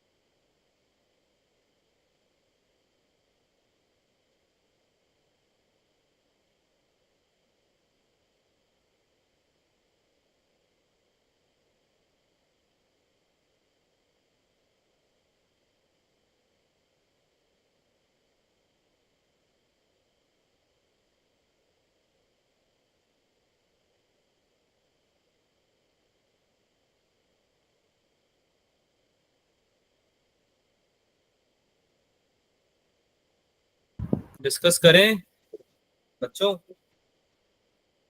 यस सर, नहीं हुआ? ट्राई किया पर नहीं हुआ। कोई बात नहीं, सर देखो इधर आंसर देखो, मैच नहीं हो रहा। कोई ना मैच करा देंगे आंसर, अभी कोई दिक्कत नहीं है। अगर ये बैटरी कनेक्टेड है, वी पोटेंशियल डिफरेंस, इसका वी वोल्टेज है बैटरी का, और कनेक्टेड है इस तरह से सारे कॉम्बिनेशन से, तो क्या आपको ये दिख रहा है कि ये C4 वाला जो कैपेसिटर है इसके अक्रॉस तो वी रहने वाला है potential difference? Yes sir. Sir yes sir. दिख रहा है? डायरेक्टली कनेक्टेड है ना बेटा बैटरी से आपका ये C4 कैपेसिटर, ठीक है? इसके अक्रॉस तो आपका पोटेंशियल डिफरेंस वी ही रहने वाला है, तो इस पे तो आपको सबसे पहले दिखना चाहिए था कि charge phloem through 4 capacitor is Q equals to CV, तो this will become C4 into V which is 4 times C, given है ये C4 की वैल्यू गिवन है ना, 4 गुना है C के, तो 4 CV बन जाएगा। यहाँ तक समझ में आया? Yes sir. अब आपको दिखना चाहिए कि ये वाला नोड अगर आप P पॉइंट ले लेते हो इसको, और इस पॉइंट को अगर आप Q पॉइंट ले लेते हो, जस्ट फॉर अंडरस्टैंडिंग, तो P से Q के बीच में C3, C2 और C1 सीरीज में कनेक्टेड है। क्या ये दिख रहा है आपको? भाई दो नोड के बीच के जितने भी कैपेसिटर डायरेक्टली कनेक्टेड हैं अगर, तो वो सीरीज में ही तो माने जाएंगे ना बेटा। Yes sir. समझ में नहीं आई बात? सीरीज है ना ये, P और Q के बीच में तीनों रेजिस्टर, यस सर। ठीक है? तो इनका C इक्विवेलेंट निकालना पड़ेगा। अगर आपको चार्ज निकालना है किसी में इनमें से, जैसे मान लो तुम्हें 2 में निकालना है चार्ज, ठीक है, तो आपको क्या करना पड़ेगा? आपको C इक्विवेलेंट निकालना पड़ेगा, तभी तो आप बता पाओगे कि कितना चार्ज आ रहा है, कितना चार्ज फ्लो हो रहा है क्रॉस किसी कैपेसिटर में, है ना, सीरीज में। तो क्या हो जाता है C इक्विवेलेंट? कैसे निकालते हैं C equivalent? Sir C1 C2 C3 को सीरीज में कनेक्ट करना, तो 1/C1 + 1/C2 + 1/C3। हाँ, लेकिन C इक्विवेलेंट नहीं लिखेंगे फिर उसको, ये बात ध्यान रखना, 1/C इक्विवेलेंट लिखेंगे फिर उसको, है ना। ये चीज गलती, बहुत कॉमन मिस्टेक है, ये करना मत बिल्कुल भी। कितना हो जाएगा? डिनोमिनेटर में C1 C2 C3 का एलसीएम आ जाएगा। कितना एलसीएम आना चाहिए भाई साहब? 6C। कितना आना चाहिए? 6C, क्योंकि एक तो है आपका कितना C, एक है आपका 2C और एक है आपका 3C, तो इसमें मल्टीप्लिकेशन करेंगे ना, मैक्सिमम वैल्यू निकालते हैं, तो 3C और 2C कितना आ जाएगा? 6C is the common factor, least common multiple, तो 6C बी ऑप्शन आ रहा है। okay, देखते हैं 6C अगर डिनोमिनेटर में है तो क्या क्या आंसर आ सकता है, ऊपर क्या क्या आना चाहिए, मतलब 6 + 3 + 2, yes sir. That means C equivalent की वैल्यू जो आनी चाहिए वो आनी चाहिए 6C/11। Yes sir. बस अगर ये आ गया है तो चार्ज फ्लो निकल जाएगा। 1 में पूछ रहा है, 2 में पूछ रहा है, किस में पूछ रहा है? 2 में। 2 में पूछ रहा है, 2 में पूछ रहा है ना, 2 में पूछ रहा है तो ठीक है, फिर इसमें ऑप्शन हो सकता है गलत दिए हुए हो, कोई बात नहीं। अगर अक्रॉस 2 में पूछ रहा है, अच्छा चार्ज सेम रहने वाला है क्या? Yes sir. चार्ज सेम रहने वाला है, Q1 और Q2 और Q3 की वैल्यू सेम रहने वाली है। Yes sir. Yes sir. कौन कौन बोल रहा है सर सेम रहेगा, और कौन कौन बोल रहा है अलग रहेगा? सर पहले सेम वाले हाथ ऊपर, अलग वाले हाथ ऊपर करो कि सर अलग रहेगा, Q1 Q2 Q3 की वैल्यू अलग रहेगी। अरे बेटा जब सीरीज में कनेक्ट करते हैं तो सेम रखते हैं ना हम चार्ज को, पोटेंशियल ड्रॉप्स अलग अलग होते हैं, पढ़ा था ये अभी थोड़ी देर पहले। Yes sir. Yes sir. Very good. तो C इक्विवेलेंट की जो वैल्यू आएगी उसको डायरेक्टली पुट करो C2 के लिए, कितना आ जाएगा? Q2 कितना आ जाएगा? 6C, बोलो 6C/11 into P। Across all these capacitors भी तो V ही है, P और Q के अक्रॉस तो V ही है ना potential difference. Yes sir. Yes sir. How much it will be? It will be 6CV/11। तो अब आप आराम से रेशियो निकाल सकते हो। कितना आ जाएगा रेशियो भाई? Q4/Q2 का हाँ सर, 22/3। हाँ जी, Q2/Q4 निकालना है ना। Ratio of charges, ratio of charges निकालना है ना बेटा आपको, रेशियो ऑफ चार्जेस निकालना है ना आपको बेटा। Yes sir. हाँ, तो रेशियो ऑफ चार्जेस क्या हो जाएगा? ये आपको ratio of charges on C2 और C4 बोल रहे हैं क्या? अच्छा उल्टा बोल, दिस विल बी ऑप्शन है। 6 CV डिवाइडेड बाय 11 और नीचे Q4 है तो Q4 की वैल्यू कितनी आ जाएगी, मल्टीप्लाई बाय 4 4 CV। CV। तो CV से CV कट गया, कितना आ गया ये 6/44 Yes। या फिर 3/। 22। तो आपका बी ऑप्शन आएगा आंसर इसमें, Yes, sir. ठीक है। इसमें शायद Yes। आपका आंसर गलत दे रखा है आपका उसमें शीट में, तो देख लेना एक बार, ठीक है भाई, Yes sir। एक बार देख लेना, Sir. आंसर गलत हो सकता है दिया, कोई फर्क नहीं पड़ता उससे, आपका कॉन्सेप्ट सही होना चाहिए, आंसर कहीं भी गलत हो सकता है, ये परेशान नहीं होना उसके लिए। तो कुछ क्वेश्चन है जो मैं होमवर्क में दे रहा हूँ, make sure you do these questions and you can ask doubts. Homework का मतलब ये नहीं होता कि करके बैठ गए हो या करा ही नहीं है तो और भी बेकार है, यू कैन आस्क डाउट्स अगर नहीं आते हैं सवाल, ठीक है बेटा। कैपेसिटेंस हो चुका है, जो पीवाईक्यूज की मैंने बोली है बात वो इनफ है, आपको यही करना है इसके केस में, कैपेसिटेंस के केस में कोई ज्यादा क्वेश्चन डिस्कशन या कहीं और से नहीं प्रैक्टिस करनी, ठीक है। बाकी कल स्टार्ट करते हैं एक और इम्पोर्टेंट चैप्टर, आज के लिए इतना काफी है। किसी को कुछ डाउट है, कुछ पूछना है क्या? No sir। ठीक है, तो जो बोला है वो कर लेना यार प्लीज, ये डू रिमेम्बर कि आपको पीवाईक्यू करने ही है इसके हर हालत, Okay ठीक sir। है। मिलते हैं अगली क्लास में, bye bye everyone. Bye, Bye sir. sir। Bye.